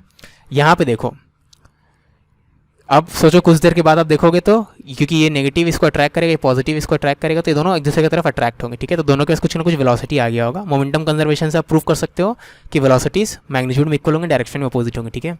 तो अभी मोमेंटम हम देखोगे सिस्टम का जीरो है, क्योंकि इसका मोमेंटम जितना पॉजिटिव है, इसका मोमेंटम उतना ही नेगेटिव है, लेकिन दोनों का मोमेंटम का सम, यानी दोनों का मोमेंटम का मैग्नीट्यूड का सम, इसका मोमेंटम का मैग्नीट्यूड mv है, इसका मोमेंटम का मैग्नीट्यूड mv है, इसमें माइनस साइन नहीं आएगा क्योंकि मोमेंटम का मैग्नीट्यूड है, तो वो नॉन जीरो है ना। समझ में आई बात। तो टोटल मोमेंटम में मोमेंटम का सम करते हैं तो वेक्टर सम रहता है वो, ठीक है। इनिशियल मोमेंट मतलब इंडिविजुअल मोमेंटम का मैग्नीट्यूड लेके सम नहीं करते, समझ में आ रही बात। जैसे ये +5 है मोमेंटम, इसका -5 है, तो टोटल मोमेंटम में आ जाएगा ऑफ द सिस्टम +5 -5। लेकिन इसका मोमेंटम का मैग्नीट्यूड +5, इसका मोमेंटम का मैग्नीट्यूड भी +5, और +5 और +5 का सम +10 होगा, 0 नहीं होगा, ठीक है ना। तो P1 + P2 some of momentum, या इसको अगर अच्छे समझना है तो इंडिविजुअल पार्टिकल्स का मोमेंटम का मैग्नीट्यूड का सम is not constant in this illustration, ठीक है ना। तो आपसे इसी के बारे में पूछा गया है, दोनों पार्टिकल्स का इंडिविजुअल मोमेंटम का मैग्नीट्यूड का सम, ठीक है, सम ऑफ मैग्नीट्यूड, तो इसलिए वेक्टर साइन नहीं दिए, पहले वाला पार्टिकल का मोमेंटम का मैग्नीट्यूड, दूसरे का मैग्नीट्यूड एंड सो ऑन, ये करेंगे, ठीक है ना। This may not be equal, वही मैं यहाँ पे इस इलस्ट्रेशन दिखाया हूँ। तो it could be non zero but it might not be a constant, यही बेस्ट ऑप्शन है। मस्ट वाला ऑप्शन तो यूजुअली इनकरेक्ट रहते हैं, इट मस्ट बी जीरो, हो भी सकता है नहीं भी जीरो हो सकता है, जैसे यहाँ पे जीरो था, यहाँ पे जीरो नहीं है, ठीक है। It could be non zero but must be a constant, जरूरी नहीं, यहाँ पे दिखा दिया मैं कॉन्स्टेंट नहीं है, पहले जीरो था अभी नॉन जीरो है, तो कॉन्स्टेंट नहीं है, ठीक है ना। तो it might not be a constant, option C best है यहाँ पे। 12th में a mass of 4 kg acted on by force जिसका वेरिएशन विथ टाइम दिया गया है, तो मोमेंटम क्या होगा, अज्यूमिंग इनिशियल वेलोसिटी 0 है। तो अगर मोमेंटम फोर्स वर्सेस टाइम का ग्राफ का एरिया निकालते हैं तो हमें चेंज इन मोमेंटम मिलता है ना। देखो यहाँ पे दिखाया हूँ मैं, rate of change momentum F होता है, तो दोनों तरफ इंटीग्रेट करेंगे तो डेल्टा पी हो जाएगा area under F T graph, ठीक है ना। तो एरिया निकाल ही सकते हैं ऑफकोर्स हम लोग 1 डायमेंशनल केस के लिए, 3 डायमेंशन का कोई मतलब नहीं है, ठीक है। तो ये 1 डायमेंशनल केस का ही है, जो भी है ये मतलब जानने की जरूरत नहीं, उतना नहीं समझ में आया तो। एरिया क्या हो जाएगा, half into base into height, ठीक है। सॉरी ट्रेपीजियम में तो half sum of parallel sides, तो ये 9 का है, ये इसका लेंथ 5 है, तो 9 + 5 into distance between parallel side जो कि 10 है, तो इतना आ जाएगा 70, ठीक है। इसका ऑप्शन क्या हो जाएगा, यानी सी सही है ना। क्वेश्चन नंबर 12 का आंसर क्या है, सी, ठीक है।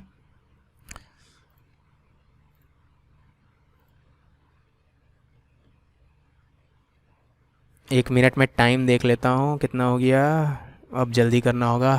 क्वेश्चन नंबर 13 में ball strikes a smooth horizontal ground eight 45 degree with vertical, what can not be the possible angle of its velocity after collision, ठीक है। तो कोलिजन करते वक्त 45 डिग्री वर्टिकल के साथ, कोलिजन करने के बाद मान लो थीटा डिग्री है, ठीक है। तो थीटा का कौन सा वैल्यू इन सब में पॉसिबल नहीं है, ये पूछा गया है ना, ठीक है। अब जस्ट बिफोर कोलिजन आप देखोगे तो ये वेलोसिटी वेक्टर है, इसको कॉम्पोनेंट लेंगे तो एक हॉरिजॉन्टल कॉम्पोनेंट है, वर्टिकल कॉम्पोनेंट है। जस्ट आफ्टर कोलिजन ये है, तो इसका कॉम्पोनेंट लेंगे तो वर्टिकल या हॉरिजॉन्टल है, ठीक है ना। अब याद रखना ये आपका वॉल स्मूथ है, स्मूथ है मतलब सिर्फ नॉर्मल लगा सकता है, फ्रिक्शन नहीं लगा सकता, तो फ्रिक्शन नहीं लगा सकता मतलब हॉरिजॉन्टल कोई फोर्स नहीं लग रहा बॉल पे, ठीक है। हॉरिजॉन्टल कोई फोर्स बॉल पे फोर्स नहीं लग रहा, तो हॉरिजॉन्टल कंपोनेंट इक्वेट कर देंगे, ठीक है ना। तो स्मूथ सरफेस है तो यानी no horizontal impulse on ball, यानी ये दोनों इक्वल कर देंगे, ठीक है ना। तो इससे ये रिलेशन आया है ना, हॉरिजॉन्टल वेलोसिटीज़ को इक्वल कर दिए, चेंज नहीं हो सकता बॉल का क्योंकि फ्रिक्शन लग ही नहीं रहा है, ठीक है ना। वर्टिकल वाला चेंज हो रहा है, ठीक है। वर्टिकल पहले इतना था डाउनवर्ड, अब इतना है अपवर्ड। वर्टिकल वाले केस के लिए अगर आप देखोगे तो हम लोग कोफिशिएंट ऑफ रेस्ट्रिक्शन लगाते हैं, ठीक है ना।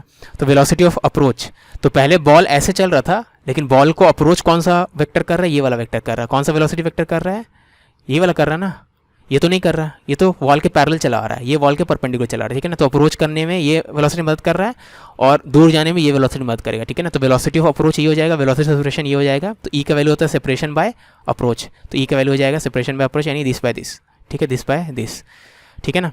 अब यहाँ पे आप देखोगे तो इसका v cos थीटा और u cos 45, तो इसको सिंप्लीफाई करेंगे तो ऐसा आ जाएगा, ठीक है।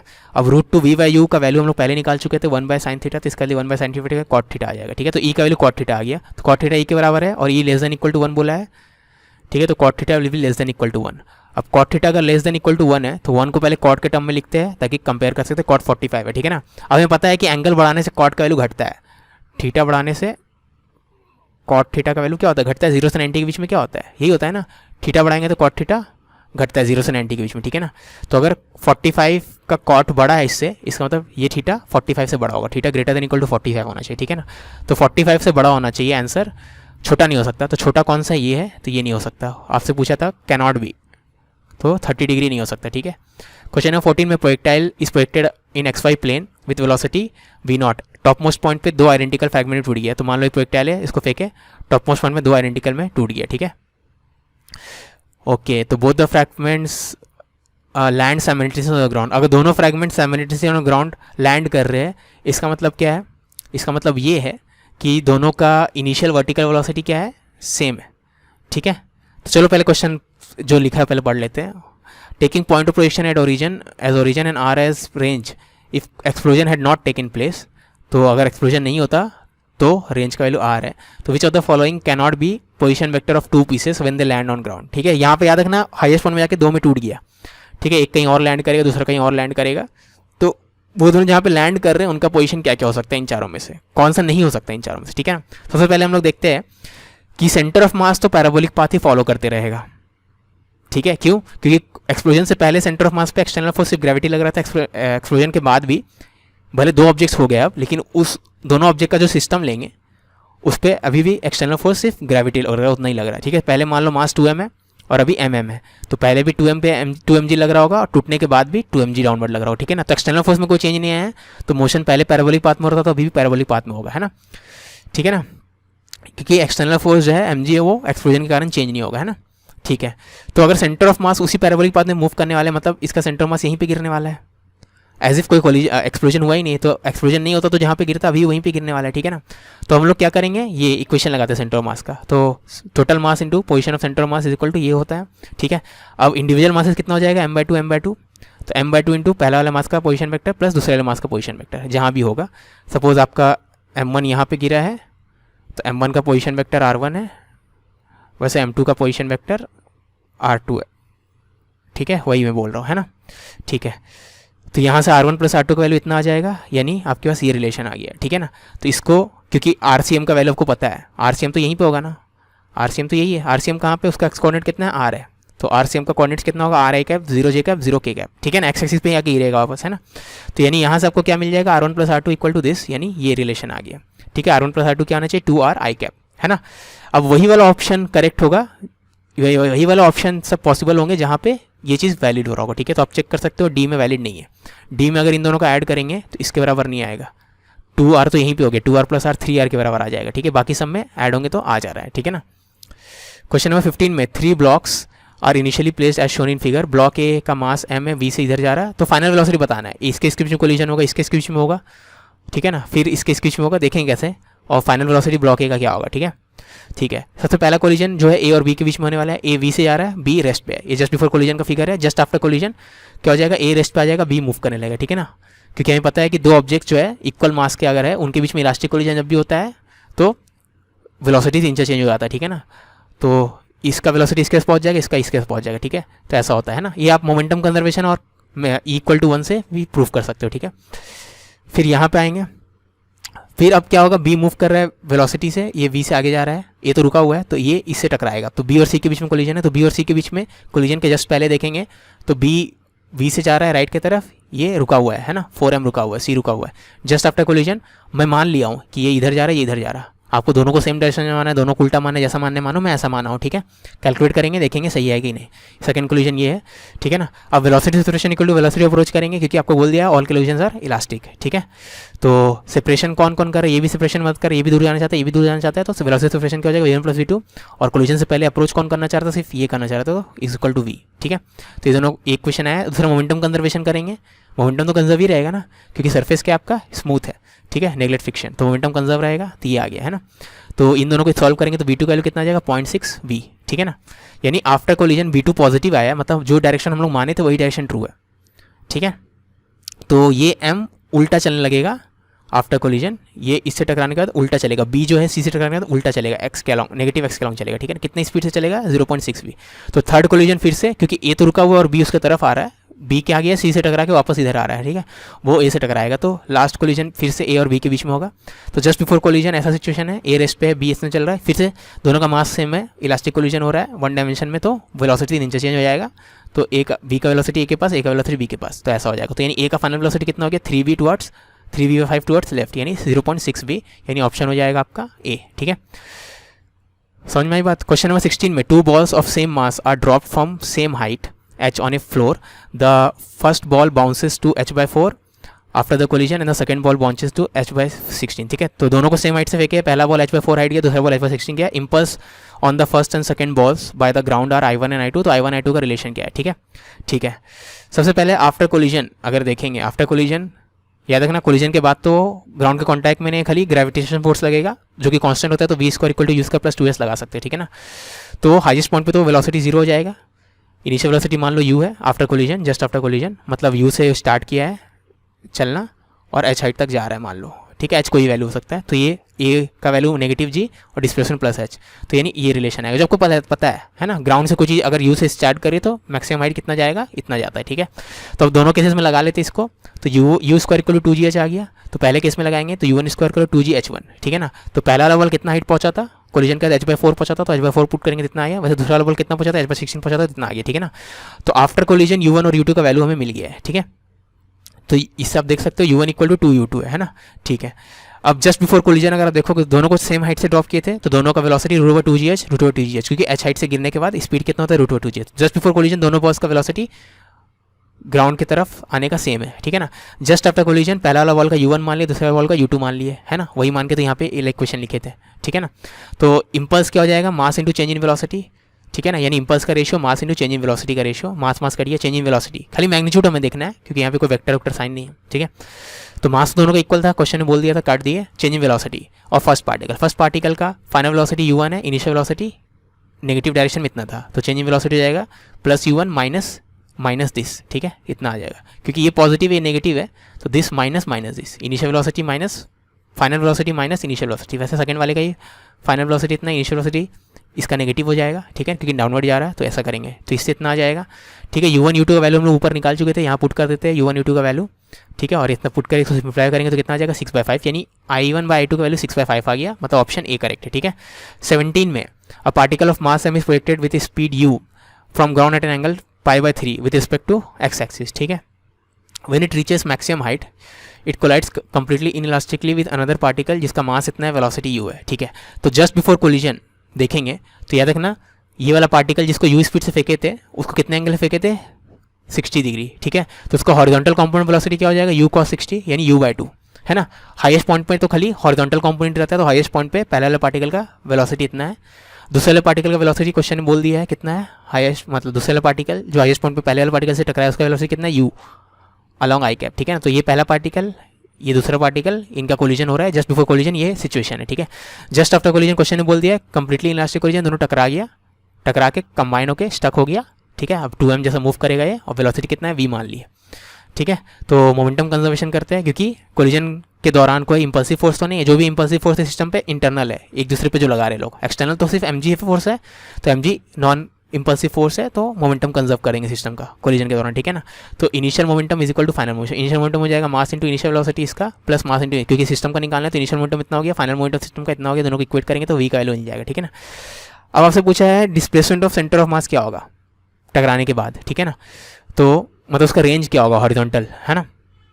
तो डिस्प्लेसमेंट हॉरिजॉन्टल डायरेक्शन कैसे निकालते हैं, इनिशियल हॉरिजॉन्टल डायरेक्शन का velocity into time of flight. ठीक है ना, अब याद रखना हाईएस्ट पॉइंट से ग्राउंड जाने में t/2 टाइम लगता है ना, हाईएस्ट पॉइंट से ग्राउंड जाने में कितना टाइम लगता है t/2। ठीक है, अब बोलोगे सर पहले जो t लग रहा था अभी टकराने के बाद कम नहीं होगा, नहीं, टकराने से देखो कुछ भी वर्टिकल में चेंज नहीं आया, टकराने से पहले इसका हॉरिजॉन्टल वेलोसिटी था, टकराने के बाद भी हॉरिजॉन्टल ही है। ठीक है, यानी वर्टिकल वेलोसिटी में कोई चेंज नहीं आया, मतलब टाइम ऑफ फ्लाइट में कोई चेंज नहीं आया। ठीक है ना, तो दोनों पार्टिकल मतलब अगर ये टकराए या ना टकराए टाइम ऑफ फ्लाइट वही रहने वाला है। ठीक है ना, लेकिन हाईएस्ट पॉइंट से ग्राउंड तक जाने में t/2 टाइम लगता है, तो सिर्फ इतना टाइम लेंगे क्योंकि हमें ये वाला लेंथ निकालना है।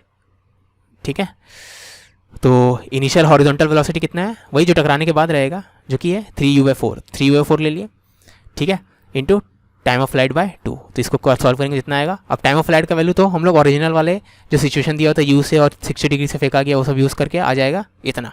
ठीक है, तो यानी एस एक्स के वैल्यू में टी का वैल्यू पुट कर देंगे तो कितना आ जाएगा आंसर आपका ऑप्शन 3। ठीक है, ये भी जेई मेन का क्वेश्चन है, मैं यहाँ पे लिखा नहीं हूँ, ये जेई मेन 2020 का ओके यहाँ लिखा हूँ। ठीक है, क्वेश्चन नंबर 18 में smooth small spherical ball of mass m moving with velocity u collides head on with another identical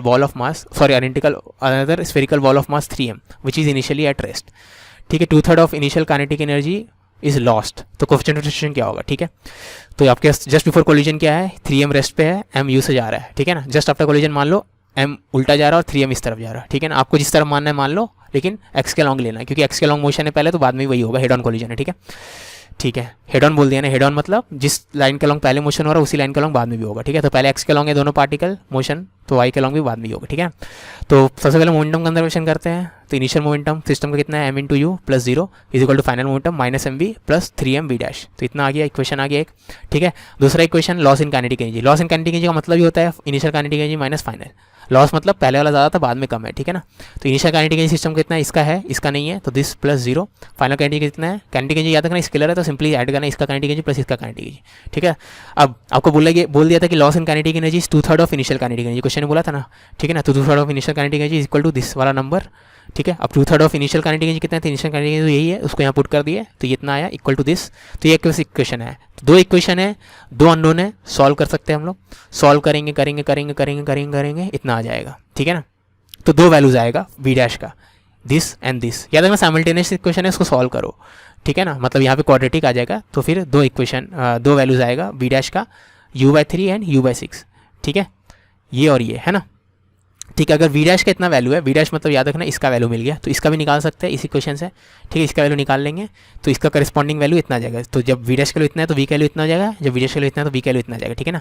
अब ये वाला केस में मोमेंटम कंजर्वेशन नहीं हो रहा है, देख लो, दिस इज़ नॉट पॉसिबल, ठीक है ना, क्योंकि अगर ये वेलोसिटी इसका है u/2, ठीक है, नेगेटिव डायरेक्शन में u/2 और इसका है पॉजिटिव डायरेक्शन में u/6, तो यहाँ पे मोमेंटम निकालो, यहाँ पे मोमेंटम निकालो, दोनों इक्वल नहीं है, ठीक है। यहाँ पे mu है तो यहाँ पे अलग है ना, तो ये वाला केस पॉसिबल नहीं हो। तो क्वाड्रेटिक था, क्वाड्रेटिक में डायरेक्शन वाला चीज़ उड़ जाता है क्योंकि स्क्वायर कर देते हैं हम लोग वेलोसिटी का। अगर रीज़न आपको जानना है क्यों वही इक्वेशन से स्टार्ट किया, लेकिन ऐसा कुछ रिजल्ट क्यों आया जो पॉसिबल नहीं है, ठीक है ना। तो क्वाड्रेटिक था इसलिए वो इन्फॉर्मेशन चला गया साइन वाला कि कौन पॉजिटिव कौन नेगेटिव, की स्क्वायर कर दी। यहाँ पे जब वैल्यू पुट किए थे ना हम लोग, वी डैश का वैल्यू इतना पुट किए थे तो स्क्वायर हो गया था, ठीक है ना। तो यहीं पे एक एक्स्ट्रा वैल्यू आ जाएगा इसलिए, ठीक है। तो खाली यही वाला पॉसिबल, ये वाला पेयर जो पॉसिबल है। तो ये वाला पेयर के लिए आपको देखोगे तो जस्ट आफ्टर कोलिजन ये सिचुएशन है, इसका u/3 इसका 0 है, इसका u/3 इसका 0, ठीक है ना। तो यहाँ पे हम लोग देख सकते हैं मोमेंट कोएफिशिएंट ऑफ फ्रिक्शन क्या होता है, वेलोसिटी सेपरेशन आफ्टर कोलिजन तो ये रेस्ट में है, तो ये कितने सेपरेट हो रहा है u/3, तो यही हो जाएगा velocity separation divide velocity of approach में भी देखेंगे तो एक रेस्ट में, तो यही हो जाएगा velocity of approach divide by u, तो ये हो जाएगा 1/3, ठीक है। Okay, next sheet, question number 19, two charges moving with under their own only mutual attraction, तो दो चार्जेस है, दोनों म्यूचुअल अट्रैक्शन के कारण मूव हो रहे हैं, इनिशियली सेपरेशन से सेपरेटेड है, तो चूज द इनकरेक्ट स्टेटमेंट, ठीक है ना। अगर दोनों फ्री है, फ्री मतलब क्या, not external force, no external force मतलब मैकेनिकल एनर्जी सिस्टम का कंजर्व रहेगा, provided there is no collision, लेकिन क्योंकि लार्ज डिस्टेंस है तो हम लोग मान सकते हैं कि कोलिजन का बहुत कम चांस है, ठीक है, बहुत ही बाद में कोलिजन होगा, है ना, ठीक है ना। तो इसलिए लार्ज सेपरेशन बोला गया है, मतलब फोर्सेबल फ्यूचर में अगले कुछ घंटों में कोलिजन नहीं होने वाला है, अगले कुछ मिनट्स में नहीं होने वाला, तो हम लोग बोल सकते हैं मैकेनिकल एनर्जी कंजर्व रहेगा, ठीक है। क्योंकि कोलिजन जब तक नहीं होगा मैकेनिकल एनर्जी कंजर्व रहेगा, कोलिजन भी अगर इलास्टिक हो तो कंजर्व रहेगा, लेकिन इलास्टिक है कि नहीं बताया नहीं गया, इसलिए हम लोग ये केस बता दिए, ठीक है। तो both are free, mechanical energy conserve है, सही है। If one is fix other is free, mechanical energy conserve, ठीक है, ये भी सही है। क्यों, क्योंकि फिक्स करने के लिए आपका एनर्जी कुछ लॉस नहीं होता है, फिक्स करना मतलब इसको फिक्स करने के लिए क्या होगा, देखो अब ये पॉजिटिव चार्ज को नेगेटिव अपनी तरफ खींच रहा है, तो ये इंटरनल फोर्स पॉजिटिव में इस तरफ लग रहा है, लेकिन इसको फिक्स रखने के लिए एक्सटर्नल फोर्स लगाना होगा आपको, ठीक है। लेकिन ये रेस्ट में है तो कोई भी एक्सटर्नल फोर्स वर्क नहीं करने वाला है ना, रेस्ट पे रहने वाला है, फिक्स्ड है, तो कोई एक्सटर्नल फोर्स वर्क नहीं करने वाला, तो फिर से मैकेनिकल एनर्जी कंजर्व है, कोलिजन नहीं हुआ अभी तक, याद रखना, ठीक है। तो मैकेनिकल फिर भी कंजर्व है। सी गलत है, if one is fix other is free, momentum conserve नहीं, क्योंकि एक्सटर्नल फोर्स आ गया, ठीक है ना, एक्सटर्नल फोर्स तो आ गया ना, इसको फिक्स करने के लिए क्या करेगा, एक्सटर्नल फोर्स तो होगा, तो एक्सटर्नल फोर्स ये फिक्स है, मतलब एक्सटर्नल फोर्स इक्वल टू ये वाला फोर्स, अब ये वाला फोर्स तो जीरो नहीं है क्योंकि आपको पता है इसको ये अट्रैक्ट कर रहा है, ठीक है। तो इंटरनल फोर्स इस पार्टिकल पे जो लग रहा है जीरो नहीं है, नेट इंटरनल फोर्स जीरो है, इन दोनों का वेक्टर सम जीरो आएगा, लेकिन इस पार्टिकल पे जो इंटरनल फोर्स लग रहा है वो तो जीरो नहीं है ना, और ये जीरो नहीं है तो ये भी जीरो नहीं है क्योंकि ये इसको बैलेंस कर रहा है, तो यानी एक्सटर्नल फोर्स जीरो नहीं है, एक्सटर्नल फोर्स अगर जीरो नहीं है तो मोमेंटम चेंज होगा, तो मोमेंटम इज कंजर्व, मतलब ये गलत है, सी गलत है, ठीक है ना। बोथ फ्री है तो मोमेंटम भी कंजर्व रहेगा, सब सही है ना, ठीक है, सी के अलावा सब सही है। क्वेश्चन नंबर 20 में, two identical ball bearings in contact with each other and rest on a frictionless table are hit head on by another ball bearing of same mass, ठीक है। तो दो बॉल बेयरिंग 2 और 3 दोनों रेस्ट पे है, दोनों सब तीनों बॉल आइडेंटिकल है ना, और एक बॉल v स्पीड से इसके तरफ जा रहा है, ठीक है ना। तो फाइनली जब जितना कोलिजन होने सब हो जाए तो फाइनल स्टेट कैसा रहेगा इन चारों में, ठीक है, यही बताना है, ठीक है ना। तो सबसे पहले कोलिजन होगा 1 और 2 के बीच में, तो 1 और 2 के बीच में कोलिजन देखते हैं, तो 1 और 2 का कोलिजन देखे तो बिफोर कोलिजन ये चल रहा है, ये रुका हुआ है, तो ये v से चल रहा है, ये रुका हुआ है। आफ्टर कोलिजन क्योंकि इलास्टिक कोलिजन है, one dimension between equal masses, तो वेलोसिटीज इंटरचेंज हो जाएगा, ठीक है। ओके, 2 और 3 को देखें आप, अब देखो ये टकराया, इसके मोशन आ गया, अब ये इससे टकराएगा, अब बोलोगे ऑलरेडी कॉन्टैक्ट में, तो उसी को मैं टकराना बोल रहा हूँ, ठीक है। तो ये इससे टकरा रहा है मान लो, है ना, ये वी में है, रेस्ट में है, ठीक है।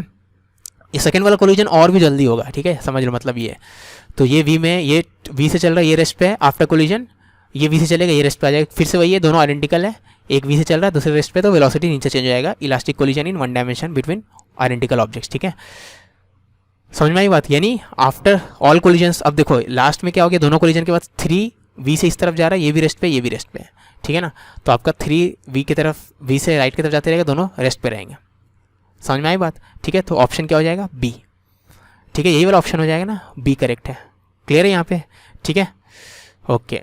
क्वेश्चन नंबर 21 में, a ball is projected from ground with velocity v at an angle theta with vertical, on its path it makes an elastic collision with vertical, ठीक है, and vertical wall and returns to ground. Total time of flight क्या होगा? ठीक है, suppose collision with wall को मैं दिखा रहा हूँ, तो just before collision with wall ये सिचुएशन है वेलोसिटी का। ठीक है, मान लो हॉरिजॉन्टल ऐसा है, वर्टिकल ऐसा है, आपको ऊपर मानना तो ऊपर मान लो, आपका मन। ठीक है, डिपेंड करता है ऊपर जाते समय तो वॉल से टकराया या नीचे आते वक्त, मैं मान लिया नीचे आते वक्त टकराया, आपको जैसा मानना मानो। ठीक है, ये बिफोर कोलिजन है। आफ्टर कोलिजन क्या हो जाएगा? ये वाला velocity component perpendicular to wall है। ठीक है, तो इलास्टिक कोलिजन मतलब ई का वैल्यू 1 है। ई का वैल्यू 1 है मतलब velocity of approach should be equal to velocity of separation. याद रखना, ये तो वेलोसिटी पैरेलल टू वॉल है, ये नहीं अप्रोच में मदद कर रहा है नहीं सेपरेशन में, सिर्फ यही अप्रोच में मदद कर रहा है, वैसे यही सेपरेशन में मदद कर रहा है, तो ये दोनों इक्वल होंगे, तो u1 इक्वल टू u1 हो जाएगा। ठीक है ना, समझ में आई बात? ओके, तो इलास्टिक कोलिजन था, है ना, तो क्योंकि ये दोनों मैग्नीट्यूड में इक्वल है और डायरेक्शन में अपोजिट है, ये दोनों आपका, ये तो चेंज नहीं होगा क्योंकि वॉल फोर्स लगा रहा है, ऐसे लगा रहा होगा वर्टिकल वॉल को, अगर स्मूथ मान ले तो ये वाला कॉम्पोनेंट ऑफ वेलोसिटी अनचेंज रहेगा, u2 क्या रहेगा? अनचेंज रहेगा। समझ में आई बात? यहाँ स्मूथ वॉल लिखना चाहिए था। ठीक है, तो u2 अनचेंज रहेगा। ठीक है, समझ में आई बात? ठीक है, तो यहाँ पे ये हो गया। ओके, तो इलास्टिक कोलिजन जब रोटेशन इन्वॉल्व नहीं है, ठीक है, रोटेशन में हम लोग अलग देखे आपका इलास्टिक कोलिजन देखेंगे। जब इलास्टिक कोलिजन हो रहा है, यानी ये तो पॉइंट मास है, पॉइंट मास में कोई रोटेशन इन्वॉल्व नहीं रहेगा, तो normal component of velocity reverse हो जाएगा, तो पहले u प्लस u1 था तो बाद में माइनस u1 हो जाएगा, यानी उल्टा होकर u1 हो गया। ठीक है ना, और टेंजेंशियल कॉम्पोनेंट क्या हो जाएगा? अनअफेक्टेड रहेगा, ये आपको याद रखना है। ठीक है, इलास्टिक कोलिजन में ये होगा, याद रखना आपको। ठीक है ना, ये सिंपली भले यहाँ पे स्मूथ वॉल नहीं बोला है, लेकिन इलास्टिक कोलिजन बोल दिया, मतलब आपका मैकेनिकल एनर्जी कंजर्व रहेगा बिफोर एंड आफ्टर। तो अगर एक कॉम्पोनेंट ऑफ वेलोसिटी का मैग्नीट्यूड चेंज नहीं हो तो दूसरा भी चेंज नहीं होना चाहिए, वैसे भी सोच सकते हो। ठीक है, ठीक है, तो u1 नॉर्मल कॉम्पोनेंट है यहाँ पे, और u1 क्या है? आपका टेंजेंशियल कॉम्पोनेंट है। ठीक है ना, तो u2 तो चेंज नहीं होगा, टेंजेंशियल कॉम्पोनेंट हम लोग देख लिए है, इलास्टिक कोलिजन विद वॉल में टेंजेंशियल कॉम्पोनेंट चेंज नहीं होता है। ठीक है ना, तो अब टेंजेंशियल कॉम्पोनेंट चेंज नहीं हो रहा, मतलब u2 चेंज नहीं हो रहा। u2 क्या था? वर्टिकल कॉम्पोनेंट ऑफ वेलोसिटी है, तो यानी कोलिजन से पहले जो वर्टिकल कॉम्पोनेंट ऑफ वेलोसिटी है, कोलिजन के जस्ट बाद भी वर्टिकल कॉम्पोनेंट ऑफ वेलोसिटी वही है। अब वर्टिकल कॉम्पोनेंट में कोई चेंज नहीं आया, मतलब टाइम ऑफ फ्लाइट में कोई चेंज नहीं आएगा, क्योंकि हाइट क्या है, कितना है, वो डिपेंड करता है वर्टिकल कॉम्पोनेंट ऑफ वेलोसिटी पे, और उसमें कोई चेंज नहीं आया। ठीक है ना, तो वर्टिकल कॉम्पोनेंट वेलोसिटी में कोई चेंज नहीं आया, मतलब टाइम ऑफ फ्लाइट भी अनचेंज रहेगा। समझ में आया बात? तो time of flight depends on vertical component velocity which is unaffected bye collision, therefore time of flight वही रहने वाला है। ठीक है, okay, 2u sin theta by g में लिखा, लेकिन यहाँ पे cos थीटा आ जाएगा क्योंकि एंगल थीटा विद वर्टिकल है, तो मैं यहाँ पे cos थीटा हो जाएगा। ठीक है, वैसे सब्जेक्टिव क्वेश्चन है इसलिए फ़र्क नहीं पड़ रहा है, मतलब cos थीटा होना चाहिए। ठीक है, क्योंकि थीटा वर्टिकल के साथ है ना, तो इतना हो जाएगा ना। अभी हम बोलना कि सर ऐसा क्वेश्चन तो एग्जाम में नहीं आएगा, एग्जाम में आपको u g थीटा ऐसा का वैल्यू पुट कर देगा, तब तो हो जाएगा ना। जब न्यूमेरिकल टाइप का क्वेश्चन बोल रहा हूँ, मतलब ऑप्शंस नहीं है बस। ठीक है, ओके, क्वेश्चन नंबर 22 में ball is throne downwards with initial speed 6 from A point at a height 3/2, तो 3/2 मीटर हाइट से एक बॉल को नीचे फेंका गया 6 स्पीड से।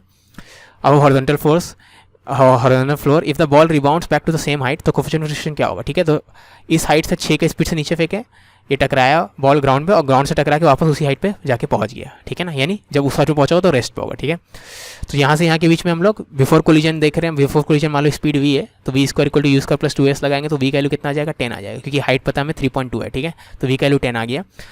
आफ्टर कोलिजन मान लो, बिफोर कोलिजन v है, आफ्टर कोलिजन v डैश है, आफ्टर कोलिजन v डैश है मान लो, तो आफ्टर कोलिजन से लेके हाईएस्ट पॉइंट के बीच में अगर v square equal to u square plus 2s लगाएंगे तो इतना रिलेशन आएगा, क्योंकि फाइनल वेलोसिटी 0 है ना, इनिशियल वेलोसिटी v डैश है, तो इससे आपका हाइट तो आपको क्वेश्चन में बोल दिया था सेम हाइट है, तो ये 3/2 तो ये भी 3/2 है, तो इससे v डैश का वैल्यू 8 आया, तो ये 10 है, ये 8 है, तो वेलोसिटी ऑफ अप्रोच है 10, वेलोसिटी सेपरेशन 8 है, तो e का वैल्यू सेपरेशन बाय अप्रोच का वेलोसिटी यानी 0.8। ठीक है, क्वेश्चन नंबर 23 में particle is projected from a smooth horizontal surface with velocity v at an angle theta with horizontal, coefficient of restriction between the surface and the ball is e। ठीक है, the distance of the point where the ball strikes the surface for the second time, तो यहाँ से एक बॉल को फेंका गया v स्पीड से एट एन एंगल थीटा। ठीक है, इसका मतलब क्या है? वर्टिकल इतना है, हॉरिजॉन्टल इतना है, तो यहाँ से गया, ये फर्स्ट कोलिजन है। ठीक है, फर्स्ट कोलिजन से जस्ट पहले वेलोसिटीज देखेंगे तो ऐसा है, तो just before first collision, just before collision 1 ऐसा है वेलोसिटीज। ठीक है, जस्ट आफ्टर कोलिजन 1 देखेंगे तो ऑफकोर्स यहीं पे ड्रॉ करना चाहिए, लेकिन मैं थोड़ा दूर ड्रॉ किया हूँ समझाने के लिए। तो याद रखना, ये वेलोसिटी आपका अप्रोच वाला है। ठीक है, क्योंकि यहाँ पे ग्राउंड जो है, ग्राउंड को ये वेलोसिटी अप्रोच करे, तो ग्राउंड के पैरेलल है। ठीक है ना, तो ये आपका अप्रोच वेलोसिटी है। ठीक है ना, तो वेलोसिटी सेपरेशन क्या होता है? ई टाइम्स वेलोसिटी ऑफ अप्रोच होता है, तो velocity approach v sin theta है, तो ये ई वी साइन थीटा हो जाएगा। ठीक है ना, तो जो वेलोसिटी ऑफ अप्रोच था उसमें ई मल्टीप्लाई कर दिया तो वेलोसिटी सेपरेशन मिल गया, और हॉरिजॉन्टल वाला अनचेंज रहेगा क्योंकि आपको स्मूथ बोल दिया होगा, है ना, स्मूथ सरफेस है तो हॉरिजॉन्टल वेलोसिटी अनचेंज रहेगा, v cos theta v cos theta. कभी कभी वो लोग बोलना भूल जाएंगे, नॉर्मल है, नीट में ही बोलना भूल जाएंगे, जेई में नहीं बोलना भूल जाएंगे, कोई बड़ी बात नहीं, ठीक है ना। तो जस्ट आफ्टर फर्स्ट कोलिजन देखेंगे, जस्ट आफ्टर कोलिजन 1 ये हो जाएगा वेलोसिटी कंपोनेंट, ये वर्टिकल वाला ई टाइम्स चेंज हो गया और उल्टा हो गया, हॉरिजॉन्टल वाला वही का वही है, ठीक है ना।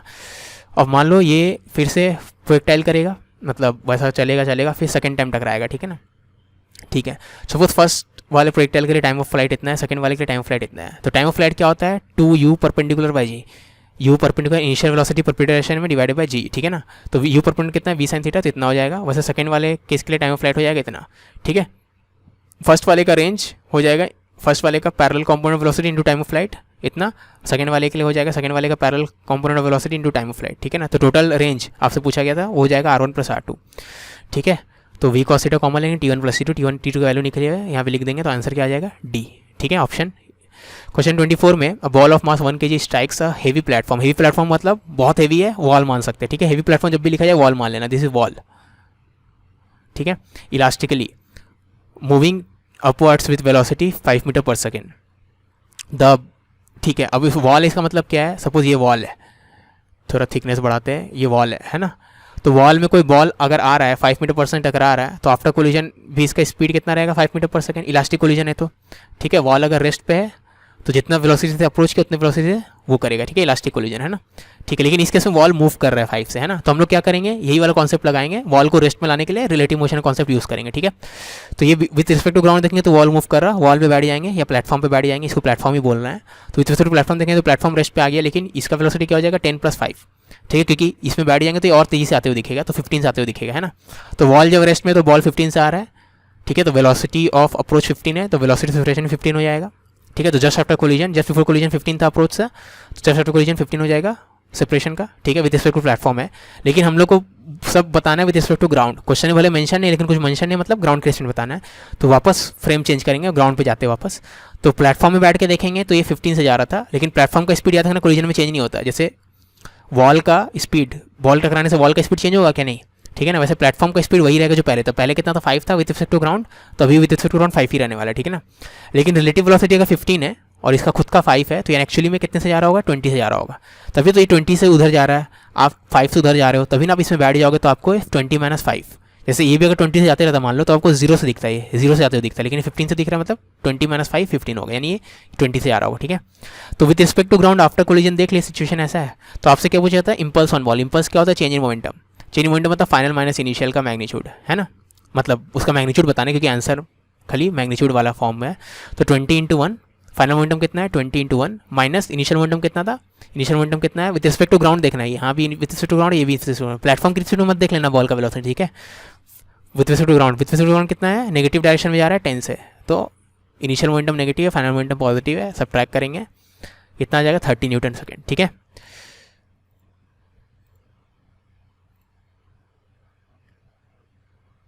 क्वेश्चन नंबर 25 में 2 bodies A and B collide as shown in figure, तो दो अलग अलग कोलिजन का सिचुएशन है, एक केस में हेड ऑन हो रहा है, एक केस में थोड़ा एंगल पे हो रहा है, ठीक है। तो कौन सा स्टेटमेंट ट्रू है, they exact equal opposite forces in A but not in B, case A में, केस ए जो है उसमें दोनों इक्वल अपोजिट फोर्स एग्जैक्ट करेंगे, इसमें नहीं करेंगे, ये तो गलत है, क्यों, क्योंकि इक्वल अपोजिट फोर्स एग्जैक्ट करना ये न्यूटन थर्ड लॉ में आता है, और third law of Newton is valid in every case, चाहे कोलिजन कैसा भी उससे फर्क नहीं पड़ता। न्यूटन थर्ड लॉ जब पढ़े थे, ये पढ़े थे क्या कि कोलिजन जब हेड ऑन होगा तभी वो आपका थर्ड लॉ वैलिड है, वैसा तो नहीं पढ़े थे। तो इस केस में भी इक्वल अपोजिट फोर्स लगाएगा, इस केस में भी लगाएगा, ठीक है। तो आपका करेक्ट स्टेटमेंट क्या हो जाएगा C, the equal exact equal opposite forces in both the cases, ठीक है। क्वेश्चन नंबर 26 में 2 uniform non conducting balls A and B of identical sizes, radius R का है, डिफरेंट डेंसिटीज का है, density of A is twice of density of B, यानी mass of A और mass of B का ratio निकालेंगे, तो दोनों का साइज आइडेंटिकल है तो वॉल्यूम सेम है, वॉल्यूम कैंसिल हो जाएगा, density of A divided density of B, mass होता है वॉल्यूम इंटू डेंसिटी, तो डेंसिटी का रेशियो क्वेश्चन ने बोल दिया 2 है, तो mass of A is twice of mass of B, तो मास ऑफ ए अगर 2m लेंगे तो मास ऑफ बी m लेंगे, ठीक है।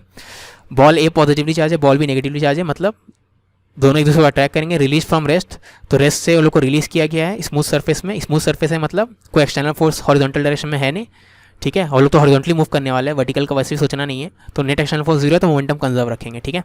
तो 10r से सेपरेट किए हुए छोड़े थे, तो कहाँ पे टकराने वाले, यही पूछा गया अल्टीमेटली, ठीक है ना। तो they will collide at this point, तो एन का वैल्यू बताओ, ठीक है। सबसे पहले net external force on this system 0, क्योंकि स्मूथ सरफेस है, ठीक है। और आपको acceleration of centre of mass यानी 0 आ जाएगा, यानी velocity of centre of mass क्या आ जाएगा, velocity center of mass constant आ गया, ठीक है। Initial velocity center of mass 0 है और velocity center of mass constant रहने वाला है, यानी वो कांस्टेंट क्या होने वाला है, 0 ही रहने वाला है, ठीक है ना। तो यानी सेंटर ऑफ मास हमेशा रेस्ट पे रहने वाला है। तो यानी सेंटर ऑफ मास का वेलोसिटी हमेशा 0 है, मतलब centre of mass will not move even if the two balls move. तो दोनों बॉल वाले मूव होंगे, सेंटर ऑफ मास इनका मूव नहीं होने वाला, ठीक है ना। यानी initial x coordinate of centre of mass will be equal to final x coordinate of centre of mass, क्योंकि एक्स कोऑर्डिनेट यहाँ पे रेलेवेंट है, वाई और जेड तो वैसे भी चेंज नहीं हो रहा, ठीक है। तो initial x coordinate of centre of मास निकालते हैं, तो इनिशियल सिचुएशन में देखेंगे तो बॉल का पोजीशन ऐसा है, दोनों का मास, इसका मास 2m है, इसका मास m है, निकाल लिए थे पहले हम लोग। तो इसका x coordinate centre of mass का 0 है, इसका एक्स कोऑर्डिनेट कितना है 10r पे है। तो पहला वाला मास इंटू उसका एक्स कोऑर्डिनेट, दूसरा मास इंटू उसका x coordinate 10r divided by total mass, equalling इतना आ गया, ठीक है। फाइनल पोजीशन पे ऐसा है, तो फाइनल पोजीशन में ये x दिखाया गया था, ठीक है ना। ये x है, तो इसका सेंटर ऑफ मास कोऑर्डिनेट क्या हो जाएगा, x माइनस r, क्योंकि ये r है, ये x है, x में से r घटाएंगे तो x माइनस r, वैसे इसका हो जाएगा x प्लस r, ठीक है। तो final position x minus r, x plus r, दोनों को मास से मल्टीप्लाई किया, सम किया, डिवाइडेड बाई दिस किया। वैसे तो सेंटर ऑफ मास का पोजीशन जैसे निकालते हैं, अब ये है पहला initial position of centre of मास, ये है फाइनल पोजीशन सेंटर ऑफ मास, दोनों इक्वेट करेंगे क्योंकि हम लोग प्रूफ कर चुके हैं सेंटर ऑफ मास का इनिशियल पोजीशन और फाइनल पोजीशन सेम है, ठीक है। इक्वेट करेंगे तो एक्स का वैल्यू इतना आ गया 11r/3, आपको बोला था आना चाहिए nr/3, तो n का वैल्यू क्या हो जाएगा 11, ठीक है। क्वेश्चन नंबर 27 में the mass of A hydrogen atom is this if 10^23 hydrogen atom strike पर सेकंड, एक सेकंड में इतने हाइड्रोजन एटम्स कोलाइड कर रहे हैं विथ इतना amount of area of a wall at an angle 45 degree with normal, और इलास्टिकली कोलाइड कर रहे हैं with speed this much, then pressure on the wall, ठीक है। क्या है, ठीक है। तो यहाँ पे देखो सपोज ये वॉल है, ये एक मॉलिक्यूल का दिखाया गया हूँ, तो वो 45 डिग्री कोलाइड कर रहा है, तो component of velocity perpendicular to wall इतना है, पैरेलल टू वॉल इतना है। After collision, just before collision ऐसा सिनेरियो है, जस्ट आफ्टर कोलिजन आपको पता है परपेंडिकुलर टू वॉल वाला उल्टा हो जाएगा विदाउट चेंज इन मैग्नीट्यूड, ठीक है, क्योंकि इलास्टिक है, और पैरेलल वाला अनचेंज रहेगा, है ना, ठीक है। Okay, change in momentum of one molecule निकाले तो फाइनल मोमेंटम देख लो, ये माइनस आई कैप माइनस जे कैप है, माइनस आई कैप माइनस जे कैप के अलॉन्ग, मास इंटू वेलोसिटीज लिखते जाओ, आई के अलॉन्ग इतना है, वाई के अलॉन्ग इतना है, आई और जे के अलॉन्ग हो गया, फाइनल मोमेंटम इतना हो गया, माइनस इनिशियल मोमेंटम, ठीक है, इनिशियल मोमेंटम इतना, ठीक है। इनको सब्ट्रैक्ट करेंगे तो इतना आ जाएगा, है ना। तो change in momentum of one molecule का मैग्नीट्यूड हो गया इतना, ठीक है। प्रेशर होता है फोर्स अपॉन एरिया, फोर्स मतलब total change in momentum divided by total time taken, है ना। फोर्स मतलब क्या, change in momentum divided by time taken, ठीक है ना। अब change in momentum divided by time, अगर टाइम का वैल्यू 1 सेकंड ले ले तो चेंज इन मोमेंटम हो जाएगा आपका नंबर ऑफ मॉलिक्यूल्स स्ट्राइकिंग पर second into change in momentum of one molecule, ठीक है ना। टाइम के लिए तो 1 सेकंड ले लिए, ठीक है ना। तो अगर एक मॉलिक्यूल के कारण इतना मोमेंटम का चेंज है तो n मॉलिक्यूल्स के कारण इतना हो जाएगा, और ये n क्या है, नंबर ऑफ कोलिजन्स पर सेकंड, ठीक है ना। तो डेल्टा टी का वैल्यू 1 सेकंड ले लिया, है ना। अब नंबर ऑफ कोलिजन्स पर सेकंड का वैल्यू दिया हुआ है, डेल्टा P1 का वैल्यू इतना है, मास का वैल्यू और वेलोसिटी का वैल्यू दिया है, मास इतना है, वेलोसिटी इतना है, वो सबको पुट करेंगे, एरिया भी दिया हुआ है 2 सेंटीमीटर स्क्वायर, इसको मीटर स्क्वायर में कन्वर्ट करेंगे -4 से मल्टीप्लाई करके 10⁻⁴, तो आंसर क्या आ जाएगा आपका ऑप्शन 4, ठीक है। क्वेश्चन नंबर 28 में 2 particles moving in the same direction do not lose all their energy in completely inelastic collision, ठीक है।